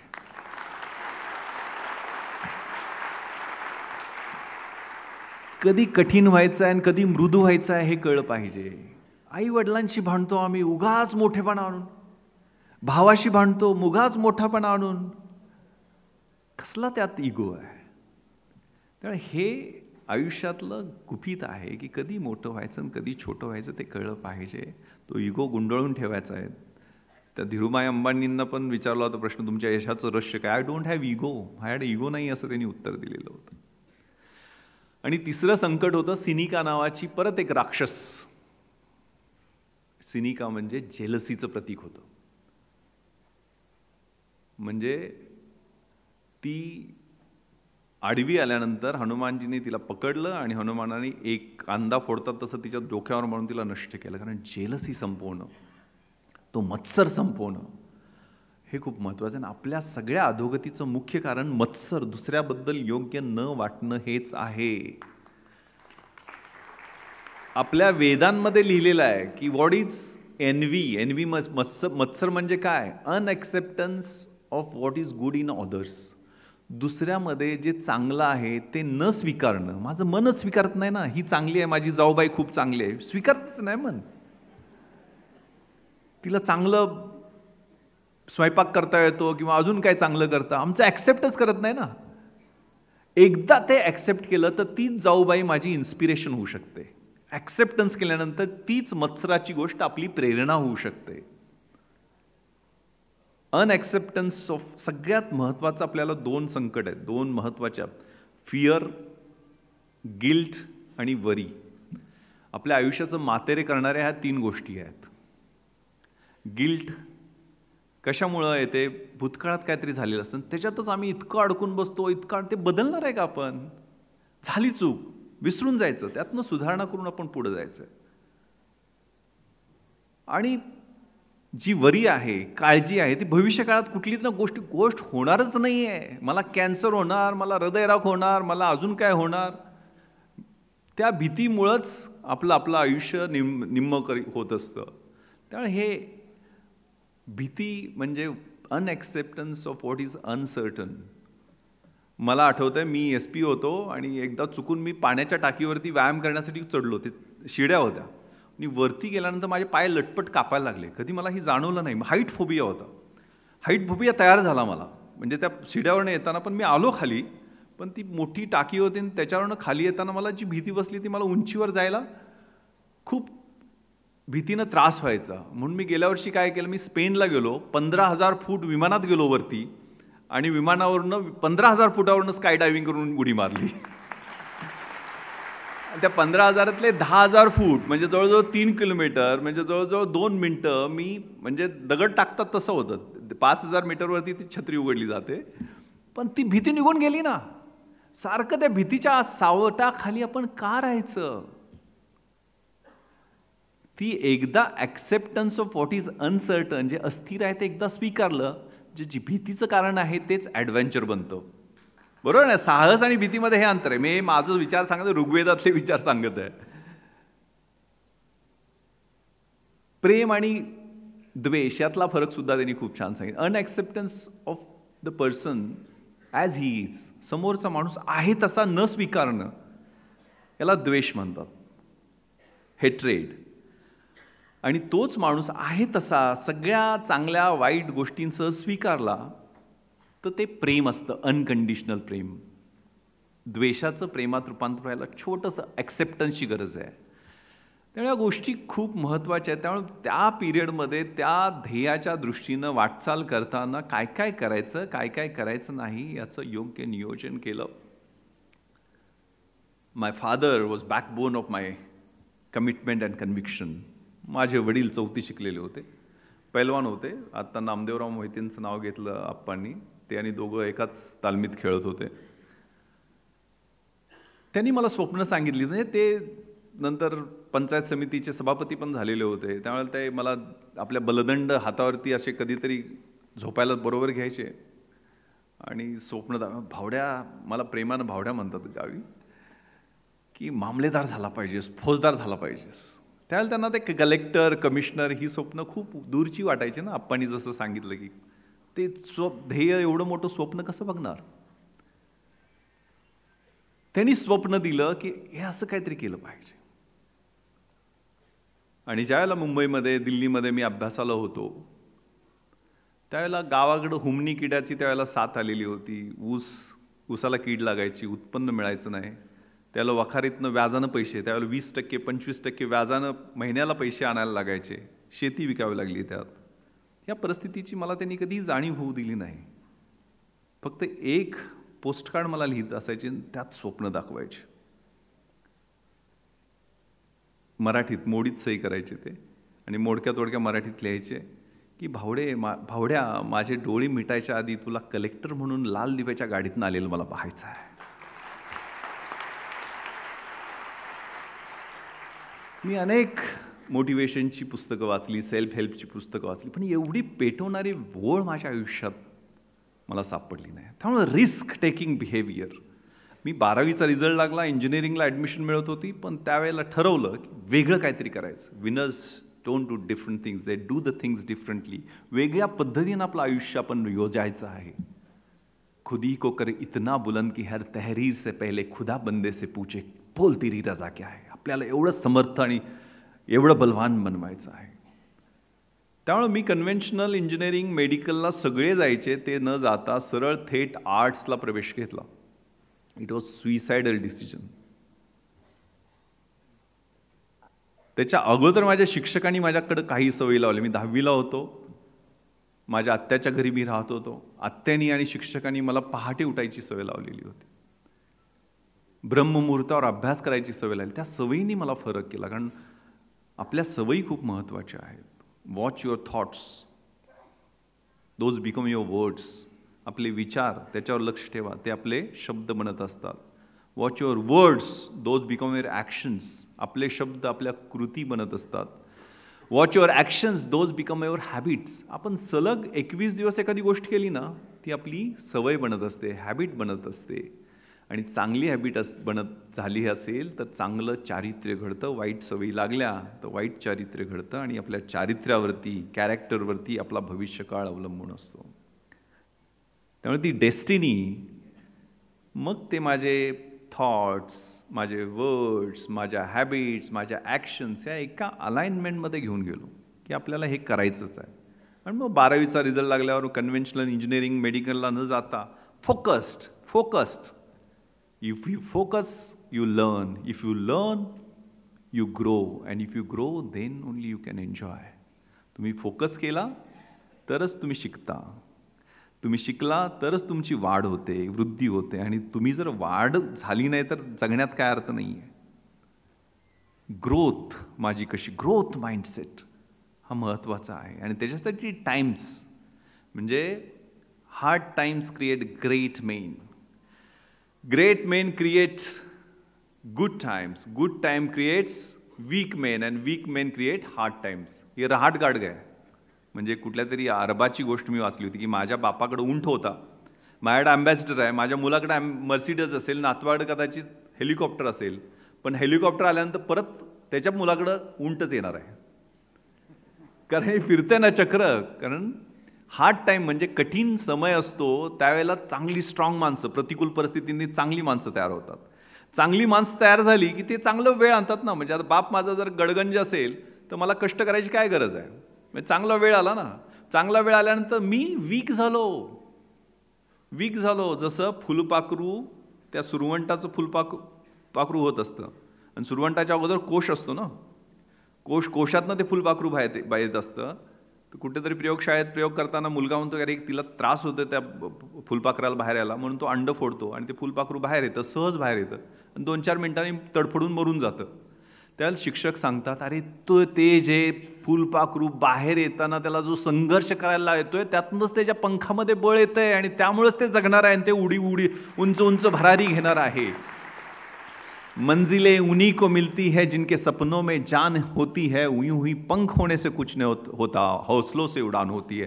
तर तो हौसला येणार आहे ना, तो संघर्षात नाही येणार आहे, सहजासहजी येणार नाही. त्यामुळे ते हार्ड टाइम्स ग्रेट मेन झाले. ग्रेट मेननी परत इझी टाइम्स आणले आणि इझी टाइम्समुळं आराम जेव्हा परत वीक मेन, दुर्बळ माणसं तयार झाली आणि दुर्बळ माणसातनं परत हार्ड टाइम्स तयार होणार, म्हणजे परत उंटावर येणार आहे. त्यामुळे आपल्या पोरांना सगळ्या सुखसोयी देताना हा विचार करा. पॅरेंट इंड्युस्ड वेस्टफुलनेस म्हणतात. मटेरियली इनसेशिबल मॉन्स्टर्समध्ये आपण मुलांना बनवत आहोत. कारण जे पाहिजे ते द्यायचं, त्याला संघर्षच नाही, त्याला किंमतच नाही कुठल्या गोष्टीची. मग तो कसा उभा राहणार स्वतःच्या. म्हणजे जिराफ ज्या वेळेला त्याला पिल्लू होतं ना जंगलामध्ये, त्या जिराफाचा मऊ उदरातनं बाहेर पडलेलं पिल्लू झाल्या आई पेकाटात लाथ मारते त्या जिराफाच्या. कारण ते जिराफ उठून उभा राहावं, नाहीतर हिंस्र शापद येऊन, वाघ येऊन त्याला खाऊन टाकतील. त्यामुळे तो संघर्ष महत्त्वाचा आहे. आणि त्यातनं मग रिस्क घेणं, म्हणजे रिस्क घेण्याच्या संदर्भाने एक खूप छान पाब्लो नेरुडाची कविता आहे. मुलांना कंटाळा येत असेल म्हणून कविता आणि कथा मी सांगतो बरं का. चुळबुळ, बेटे सावधान, गुड. 1972ला या कवितेला नोबेल प्राइज मिळालेलं होतं. स्पॅनिश पोएटची कविता आहे. You start dyeing slowly if you do not read, if you do not travel, if you do not listen to the sounds of life, if you do not appreciate your self.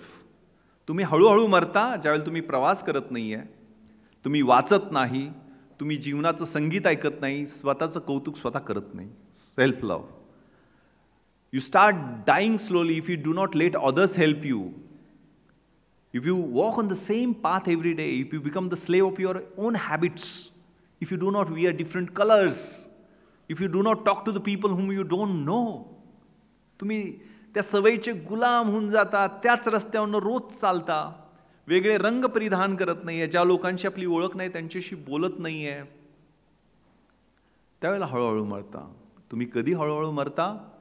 when you avoid the passions and those turbulent emotions which make your eyes glisten and heart beats fast. तुम्ही कधी हळूहळू मरता? ज्यावेळेला तुमच्या passions आणि emotions तुम्ही टाळायला लागता,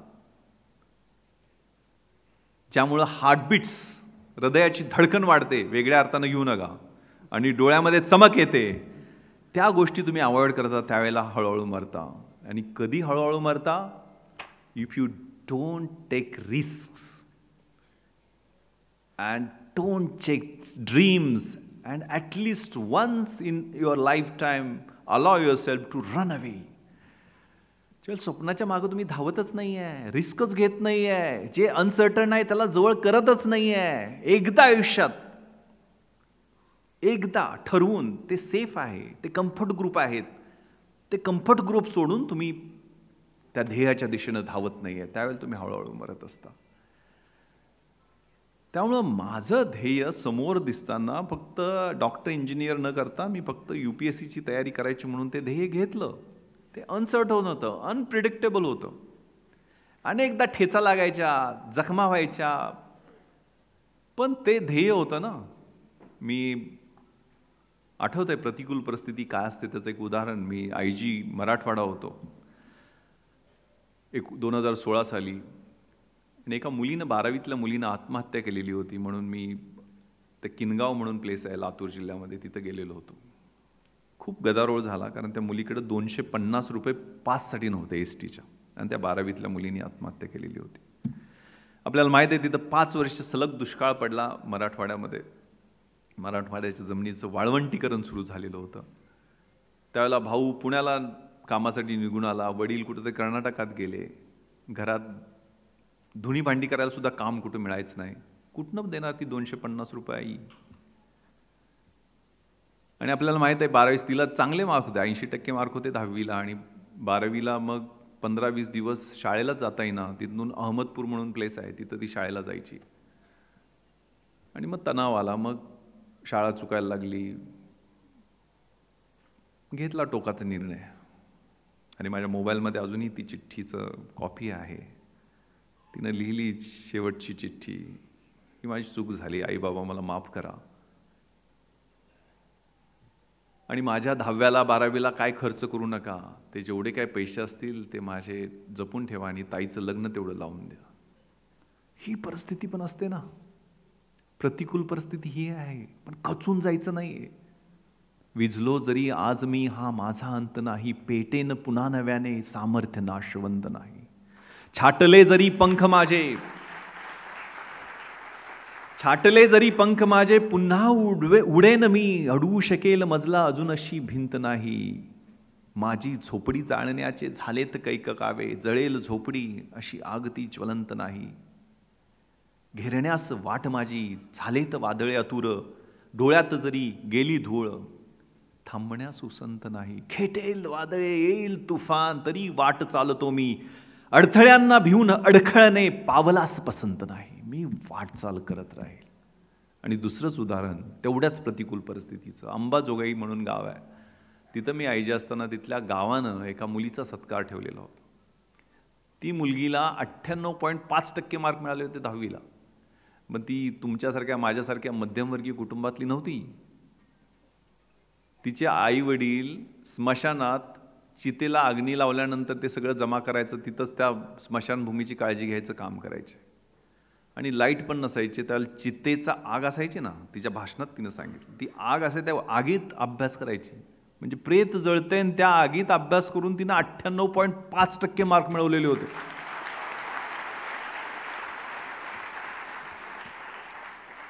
तिच्या आईला 98.5% काय असतात ते पण कळत नव्हतं. तिनं तिला काय समजून सांगितलं की 100त 1.5 कमी झालं म्हणून ते 98.5% झाले. काय कमिटमेंट आहे. आणि तिनं भाषण करताना त्यावेळेला सैराट पिक्चर खूप सुपरहिट झालेला होता, आणि ती भाषणात म्हणाली, साहेब मला पण ना हैदराबादला जायचं आहे, पण ते सैराटमधल्या काय आर्ची आणि परशासारखं नाही जायचं म्हणे. मला जायचं आहे सरदार वल्लभभाई पटेल नॅशनल पोलीस अकॅडमीमध्ये तुमच्यासारखा IPS ऑफिसर म्हणून शपथ घ्यायला जायचं. तर त्या मुलीचं ड्रीम आहे. ठेचा लागतात, रक्तबंबाळ होत असतो आपण, अडचणी येत असतात. मुश्किलें जरूर है मगर ठहरा नहीं हूं मैं, रास्तों से जरा कह दो अभी भटका नहीं हूं मैं, कदमों को न बांध पाएगी मुसीबतों की जंजीरें, मंजिल से जरा कह दो अभी भटका नहीं हूं मैं, सबर का बांध टूट जाएगा तो फना करके रख दूंगा, दुश्मन से जरा कह दो अभी गर्जा नहीं हूं मैं. इच्छाशक्ती असते ना, ती काय फक्त आपलं मेटल. छत्रपती शिवाजी महाराज 16व्या वर्षी, हे लहान मुलं बसलेत तसे सौंगडी घेऊन 16व्या वर्षी करंगळी कापून शंभू महादेवाच्या पिंडीवरती रक्ताभिषेक केला आणि स्वराज्याचं नंदनवन घडवण्याचा निर्णय घेतला. प्रीफ्रंटल कॉर्टेक्स, मेंदूचा पुढचा भाग डेव्हलप होत असतो या वयामध्ये. बुद्धीची कपॅसिटी प्रचंड असते, पण चांगल्या वाईटाची जाणच नसते. सत्सद्विवेक बुद्धी डेव्हलप होत असते. त्यामुळे हे जे 16व्या वर्षी धोक्याचं म्हणतात ना, त्यासाठी म्हणतात. पाय कधी घसरेल, कधी आपल्याला जखम होईल, ती जखम कधी चिघळेल, त्याचं कधी गँग्रीन होईल आणि कधी आयुष्य उद्ध्वस्त होईल कळणार पण नाहीये. मी आता जॉईंट CP होतो त्यावेळेला एका मोठ्या प्रतीत शाळेतली मुलगी, 17 वर्षाची मुलगी, शाळेचं नाव किंवा फॅमिलीचं नाव सांगत नाहीये, 18व्या मजल्यावरून उडी मारली, कमिटेड सुइसाइड. दोघं आई वडील पार्टीसाठी गेलेले होते. संडे पॅरेंट्स, आम्हाला वेळच नाही मुलांकडे पाहायला.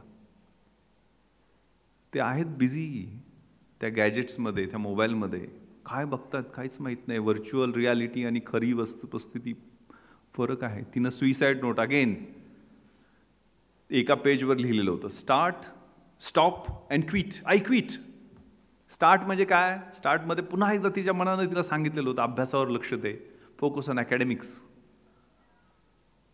स्टार्ट ओबिंग पॅरेंट्स, आईवडिलांचं जरा ऐकूयात.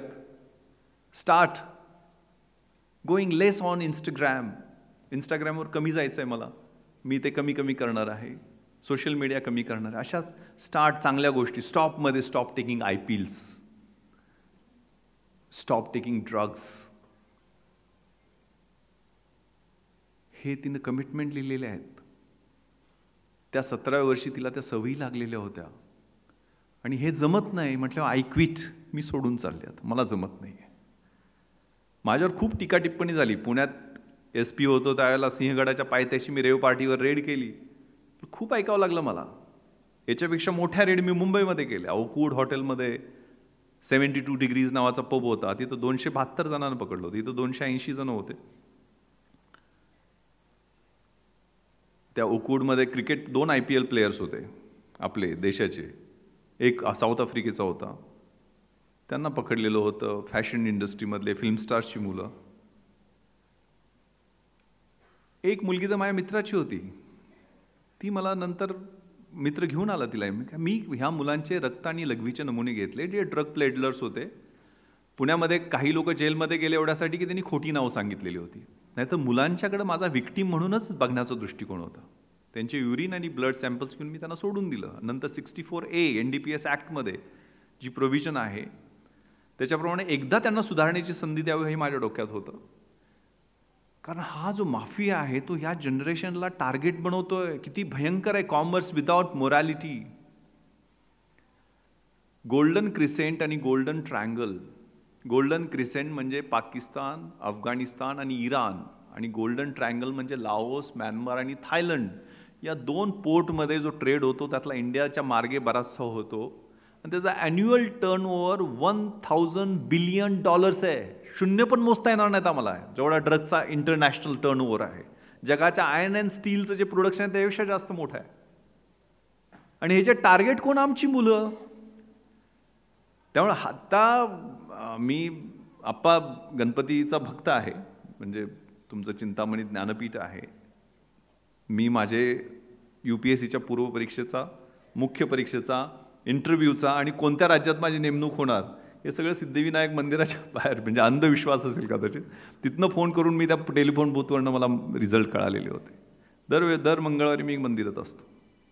पण मी गणपती मंडळाचे पूर्ण पश्चिम महाराष्ट्रातले, पुणे शहर माझ्याकडे येत नव्हतं, पण पूर्ण 5 जिल्ह्यातले डॉल्बी सिस्टम पूर्ण बंद केले. 10 वाजता मिरवणूक संपल्या म्हणजे संपल्या. कारण रेव म्हणजे रॅडिकल ऑडिओ व्हिज्युअल एक्सपिरियन्सेस, हाय रिपिटेटिव्ह बीट्सच्या आधारावर. ते काय असतंय, आम्ही आता जे लावतोय फ्लोरोसंट कलर, ड्रगच्या पार्ट्या ज्या असतात इंटरनॅशनली त्यासुद्धा फ्लोरोसंट कलर असतात, जे बीम सोडतायत ना, आणि ते तुम्ही साध्या कानानं ऐकूच शकत नाही. त्याला अर्थक्वेक इफेक्ट किंवा टनेल इफेक्ट असायला लागतो, म्हणजे भूकंप झाल्यासारखं वाटलं पाहिजे किंवा ट्रेन टनेलमध्ये जाते तसा आवाज आला पाहिजे. ते मिड, बेस आणि टॉपचे जे डेसिबल्स आहेत ते 120-130 डेसिबलच्या वर आपण ऐकूच शकत नाही कानानं. त्याच्यासाठी ड्रग्ज घ्यावं लागते. आता सध्या दारू ढोसत आहेत, हळूहळू ड्रगकडे जातील. त्यामुळे हे वेळीच थांबवणं हे खूप महत्त्वाचं आहे. आमच्या वृद्ध नागरिकांना काय, गरोदर स्त्रियांना काय जे त्रास होतात, लहान मुलं जी जन्म झालेले त्यांना काय त्रास होतात, हे आम्ही विचारच करत नाही. त्यामुळे ह्या जे आक्रमण त्या मुलीचं बघितलं, ते त्या वयामध्ये त्या प्री फ्रॉन्टल कॉर्टेक्स डेव्हलप होत असतो. चांगलं करायचं झालं तर खूप मोठं विक्रम करू शकता तुम्ही. या वयात लात मारीन तिथं पाणी काढीन अशी जिद्द असते. जे आयुष्यात करायचं, सगळ्यांना सेमच आयुष्य आहे ना. डॉक्टर APJ अब्दुल कलाम सरांना आणि मला काय वेगळं लाईफ आहे का? छत्रपती शिवराय 50व्या वर्षी गेले. केवढी धरोहर, केवढी प्रेरणा, केवढी संपत्ती विचारांची त्यांनी आपल्याला दिलेली आहे. एकही 7-12 एकाही किल्ल्याचा त्यांच्या नावावर नव्हता. ते स्वराज्याचे ट्रस्टी होते, विश्वस्त होते. त्यामुळे हे त्या वयात जिद्द ठेचा लागायचा ना, पण त्यावेळेला जिद्द असायची, स्वतःवर विश्वास, नकारात्मक गोष्टी बाजूला ठेवायच्या, अपयशाला यशाची पहिली पायरी समजायची. जे कष्ट आणि कष्ट, शिवाजी आणि शिवाजी, एवढाच मंत्र ठेवायचा. कोशिश करने वालों की कभी हार नहीं होती. नन्ही चीटी जब दाना लेकर चलती है, चढ़ती दीवारों पर 100 बार फिसलती है. मन का विश्वास रगों में साहस भरता है, चढ़कर गिरना, गिरकर चढ़ना न अकराता है. आखिर उसकी कोशिश बेकार नहीं होती. कोशिश करने वालों की कभी हार नहीं होती. डुबकिया सिंधु में गोताखोर लगाता है, जा जाकर खाली हाथ लौट कर आता है. मिलते नहीं मोती गहरे, सहज ही गहरे पानी में बढ़ता उसका उत्साह.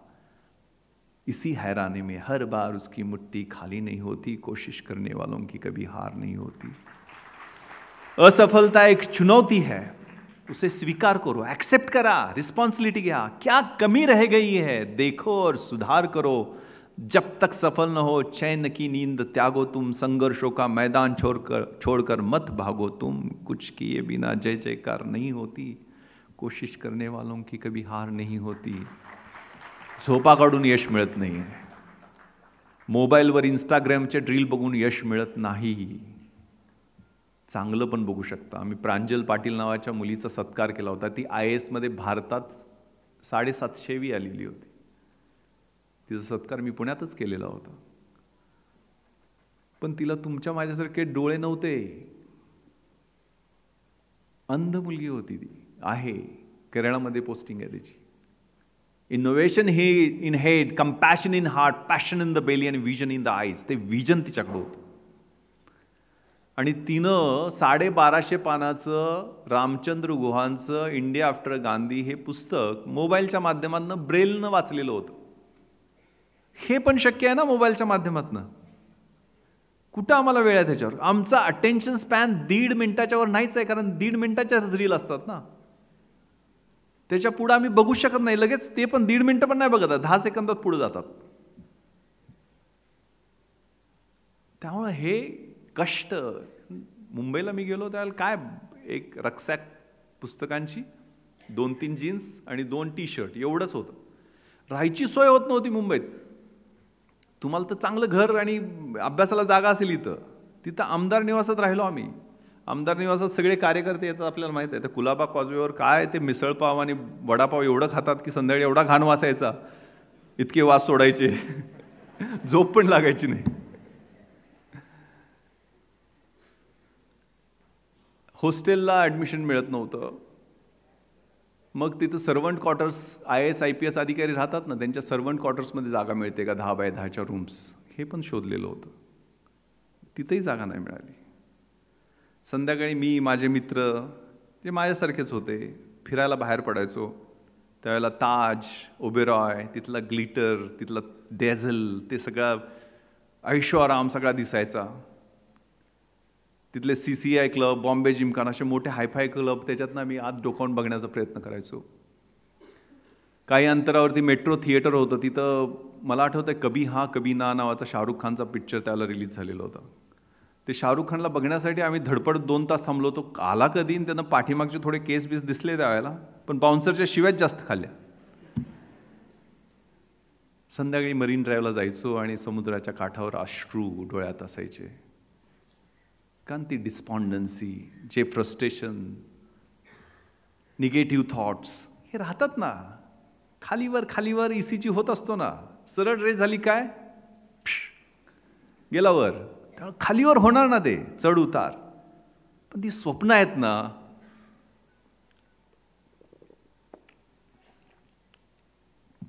मी घड्याळ पण नाही वापरत, त्यामुळे किती वाजले मला सांगा. माझ्याकडे आहे हुपचं वॉच, ते माझ्या सगळ्या गोष्टींवर नियंत्रण ठेवतं. मी किती तास व्यायाम केला, कसा व्यायाम केला, माझे हार्टबीट्स कसे आहेत, माझ्या BMIचे इंडेक्सेस देते, त्यानंतर मी स्ट्रेन किती आहे, माझी झोप किती तास डीप स्लीप झालेली आहे, REM किती झालेलं आहे, हे सगळं मॉनिटर मी करायला लावतो. ते जास्त गुलाम घड्याळाचं व्हायचं नाही आहे, ते करेल ऑटोमॅटिक. एकदाच दिवसातनं बघायचं ते काय चाललंय ते.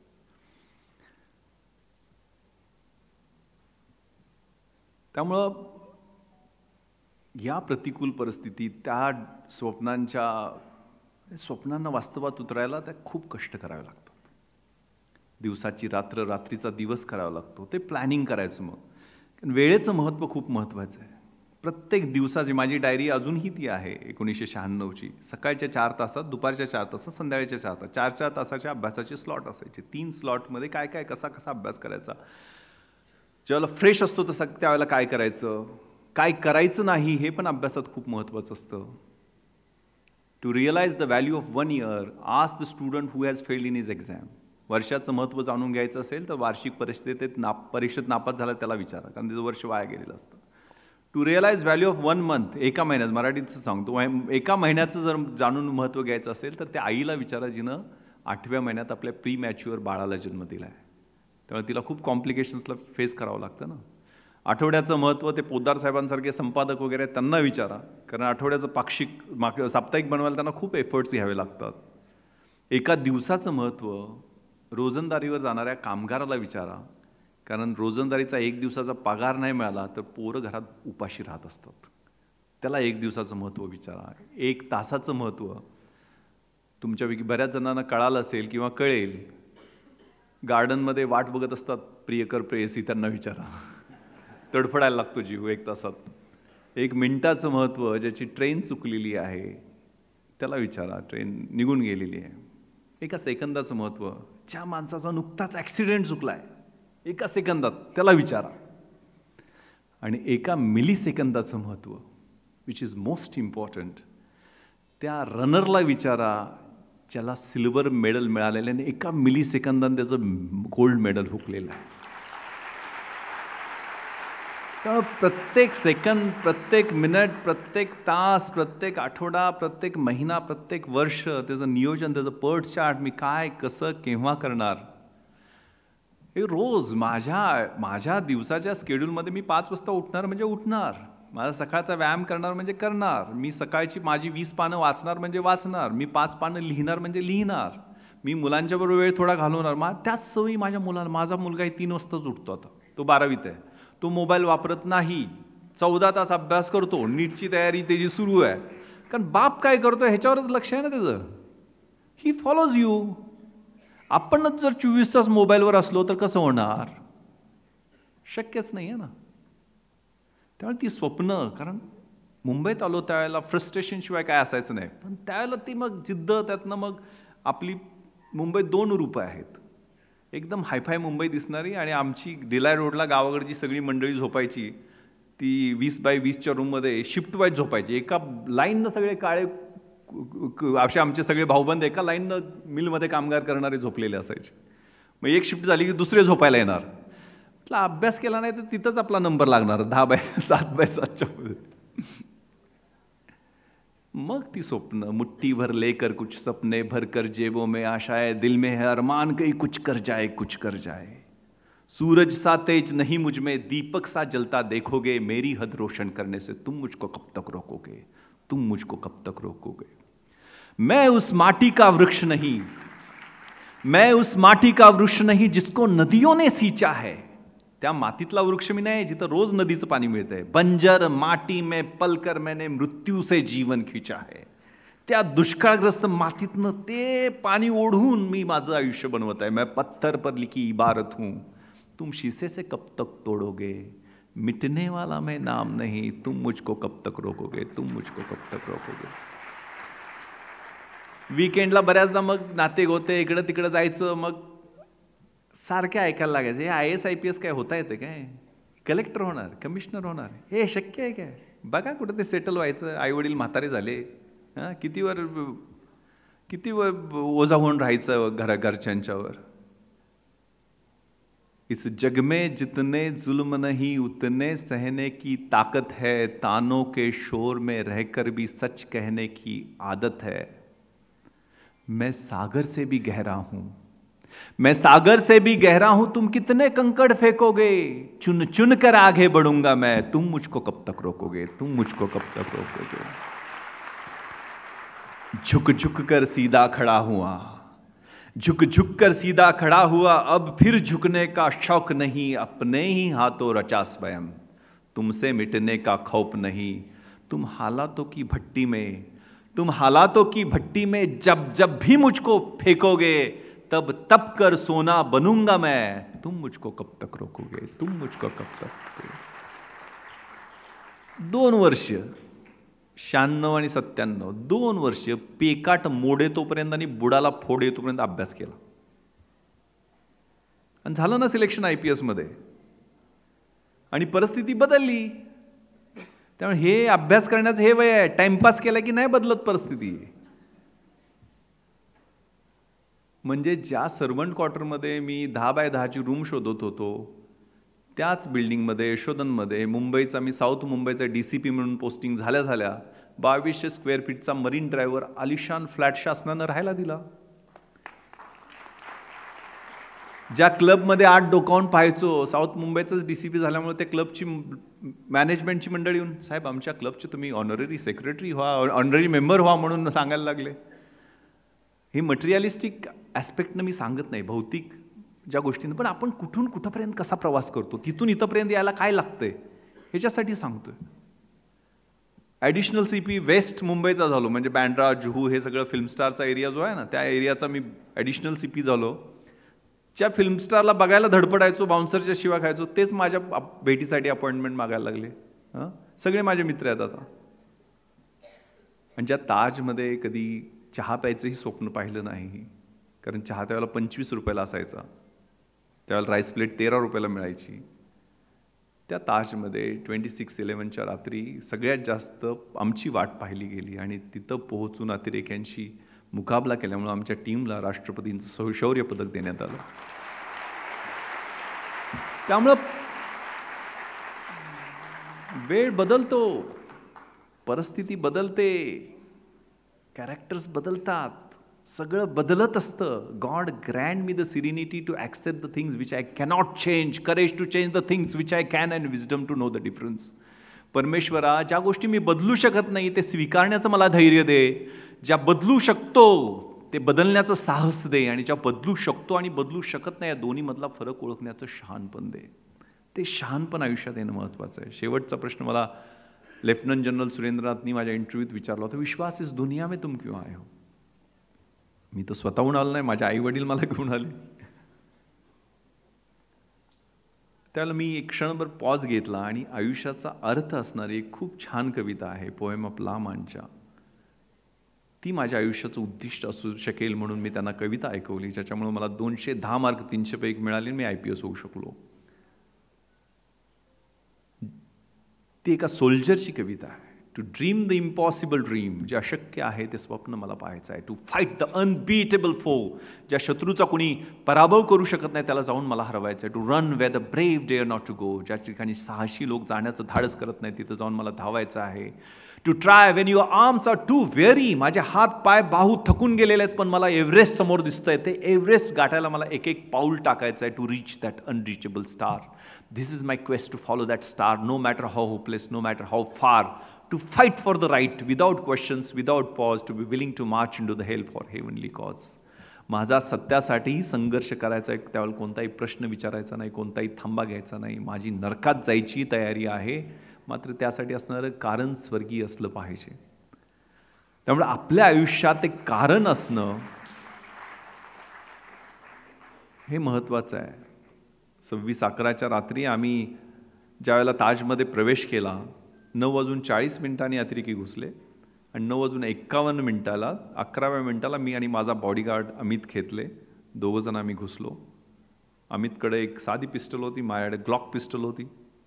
माझ्याकडे 40 गोळ्या होत्या, अमितकडे 30 गोळ्या होत्या आणि आम्हाला मुकाबला करायचा होता 4 टेररिस्टची, या प्रत्येकाकडे एक AK-47 6 डबल मॅगझिन्स, एका मॅगझिनमध्ये 30 गोळ्या, म्हणजे अशा जवळजवळ 550 ते 600 गोळ्या त्यांच्याकडं, 20 ते 25 ग्रेनेड, एक ॲडिशनल पिस्टल आणि त्याचे 100 राऊंड आणि प्लास्टिकची बॅग प्रत्येकाकडे एक होती, त्यात 8 किलोचा RDX बॉम्ब. एवढ्याच आमच्याकडे बुलेट प्रूफ वेस्ट नव्हते. पण आम्ही जनरली 11व्या मिनिटाला मी पोहोचलो, कारण मी युनिफॉर्मवरच होतो. मी ओबेरॉयमधनं येऊन घरी जेवण करत होतो, कारण दुसऱ्या दिवशी प्राईम मिनिस्टर येणार होते मुंबईमध्ये. आणि जनरली पोलीस कधी पोहोचतात, गुन्हा झालेला असतो, त्याला गुन्हा चालू होता. फॉरेन नॅशनल्स, महिला, लहान मुलं आकांत करत होते.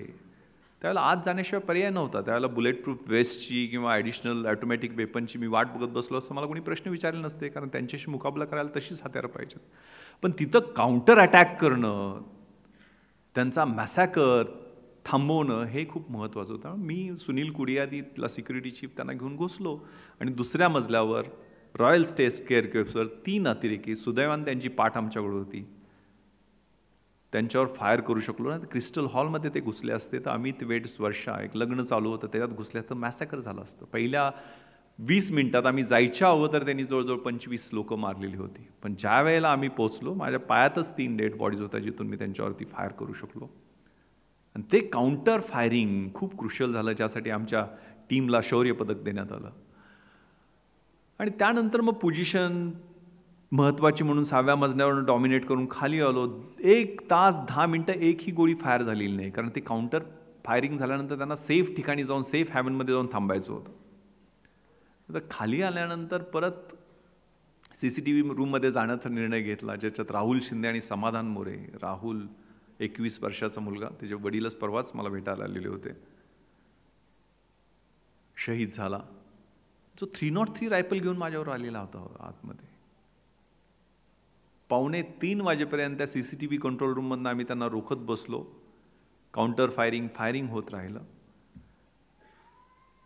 पण 2:45ला त्यांनी पूर्ण फ्लोअरवरती ग्रेनेड्स बंबार्ड केले आणि आग लागली. सगळा धूर आणि आग CCTV रूममध्ये यायचं म्हणून आम्ही बाहेर पडलो. पण 4थ्या मजल्यावरनं 2ऱ्या मजल्यावर त्यांनी आमच्यावर AK-47चा बस्ट केला, ज्याच्यात राहुल शहीद झाला.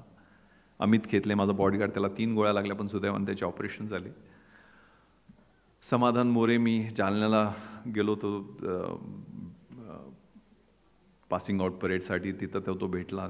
त्याची पाय पूर्ण ग्रेनेडनी नाकामी झालेला आहे. मला दुसऱ्या दिवशी आठवतं आहे की राहुलचा शहीद झालेला देह आणायला गेलो, त्याला रिगोर मॉर्टिसनी बॉडी ताट झालेली होती त्याची, पण खांद्यावर बट होती, ट्रिगर गार्डमध्ये उंगली होती आणि संगीन वर्षा दिशेनं होतं आणि डोळे उघडे होते.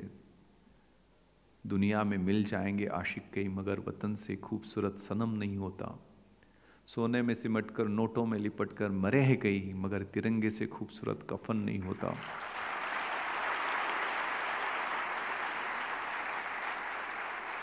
आपल्याला जे करायचं आहे ते समाजाला आपण देऊ लागतो. मैदान फतेह करायचं आहे समाजासाठी,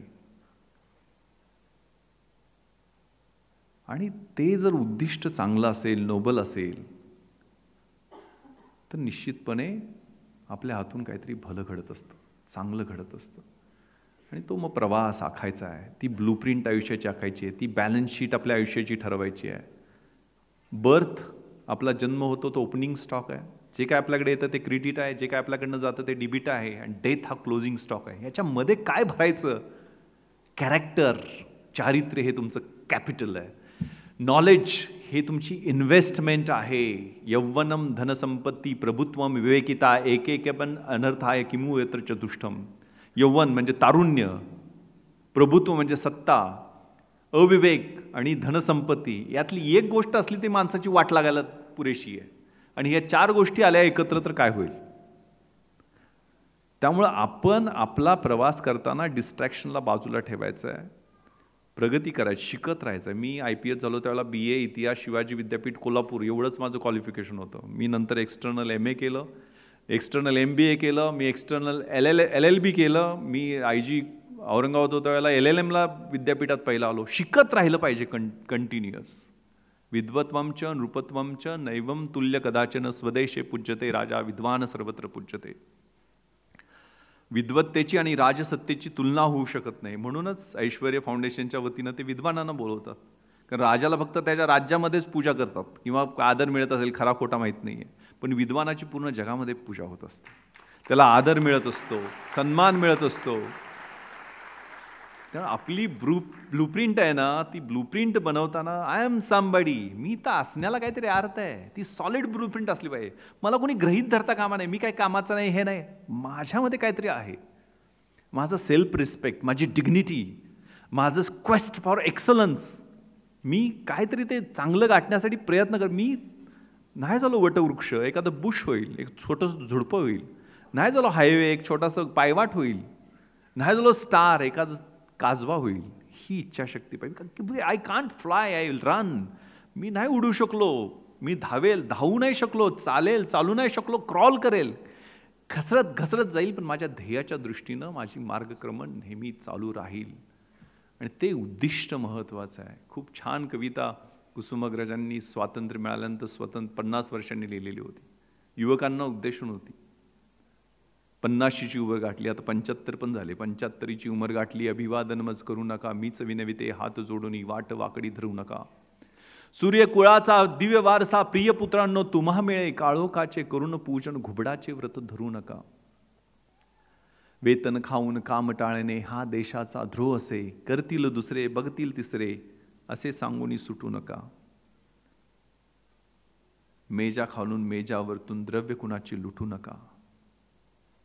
तरुणाईचे बळ देशाचे जपा वाढवा तरुपरी, करमणुकीच्या गटार गंगा त्यात स्वतःला क्षाळू नका. समान मानव माना स्त्रीला तिची अस्मिता खुडू नका. देवी म्हणून भजू नका की दासी म्हणून छळू नका. गोरगरिबा छळू नका, पिंड फुकाचे गिळू नका, गुणी जनावर जळू नका. लाख लाख जण जळले मेले माझ्यासाठी, हे विसरू नका. मीच विनविते हात जोडून वाट वाकडी धरू नका. जय हिंद, जय महाराष्ट्र.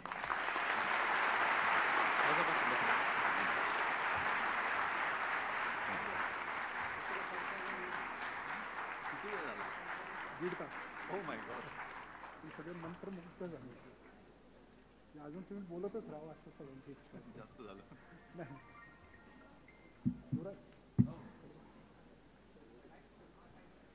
इकडे घ्या.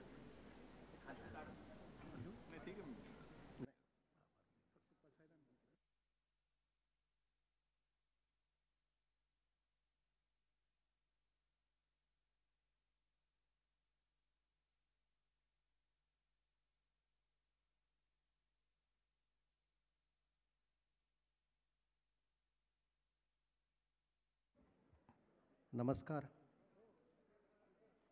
आप्पासाहेब रेणुसे मित्र परिवार चिंतामणी ज्ञानपीठ यांच्या माध्यमातून आज ऐश्वर्य व्याख्यानमालेचं तिसरं पर्व, तिसरं पुष्प या ठिकाणी आयोजित करण्यात आले. आजच्या काय करायचं नंतर आजच्या व्याख्यानमालामध्ये ज्यांनी व्याख्याते होते, ज्यांनी बहुमोल मार्गदर्शन केलं, अक्षरशः त्यांचा एक एक शब्द हा हृदयाला स्ट्रोक करत होता, विचार करायला लावत होता. आणि याच विचारामधनं त्यांनी वेगवेगळे दाखले दिले मग त्याच्यामध्ये छत्रपती शिवाजी महाराज असेल, आमची ज्ञानेश्वर माऊली असेल, महाभारत असेल, आईवडील असेल, वृद्धाश्रम असेल, समाजकारण असेल, अर्थकारण असेल, इतिहास असेल, भविष्याचा अचूक वेध घालण्यासाठी विद्यार्थी तरुण तरुणींना जे मार्गदर्शन केलं आणि त्याच्यामधनं नक्कीच तुम्हाला एक एक शब्द हा विचार करण्यासारखा राहील. आपण सर्वजण या ठिकाणी आलात. त्याचबरोबर आजचे व्याख्याते विश्वासराव नांगरे पाटील हे वेळात वेळ काढून आले. ऐश्वर्या या व्याख्यानमालेमध्ये आप्पासाहेब रेणुसे मित्र परिवाराच्या वतीनं त्यांचं मनपूर्वक या ठिकाणी आभार व्यक्त करतो. त्याचबरोबर मंचावर उपस्थित असणारे अभयशेठ मांढरे, विजूशेठ जगताप, थांबा जाऊ नका, पसायदान ऐका, पसायदान झाल्यानंतर कार्यक्रम संपला जाईल. एकच मिनटं राहिला. त्याचबरोबर रमेश बाप्पू कोंडरे, परसमुदी मोनी, त्याचबरोबर PS जैन मंचावर उपस्थित असलेले आमच्या ऐश्वर्या कट्ट्याचे सन्माननीय सदस्य आणि आपण सर्वजण सांगायला आणि दिलगिरी व्यक्त करतो की आज थिएटरमध्ये जेवढी उपस्थिती आहे त्याच्या दुप्पट संख्या ही बाहेर आहे. आपली दिलगिरी व्यक्त करतो कारण हा ऐश्वर्या मंच आयोजित जे व्याख्यानमाला होती ती आम्ही गणेश किल्ला क्रीडा मंदिर स्वारगेट इथं ठेवली होती, परंतु वेळेअभावी तारखेच्या ॲडजस्टमेंट न झाल्यामुळे आज या ठिकाणी आपल्या गैरसोयीबद्दल आप्पासाहेब रेणुसे मित्र परिवाराच्या वतीनं या ठिकाणी दिलगिरी व्यक्त करतो. आपल्या सर्वांचं या ठिकाणी मनपूर्वक स्वागत करतो. आपल्या उपस्थितीबद्दल मनापासून आभार व्यक्त करतो आणि मी ताईंना सांगतो की या ठिकाणी आपण पसायदान सुरुवात करावी. सॉरी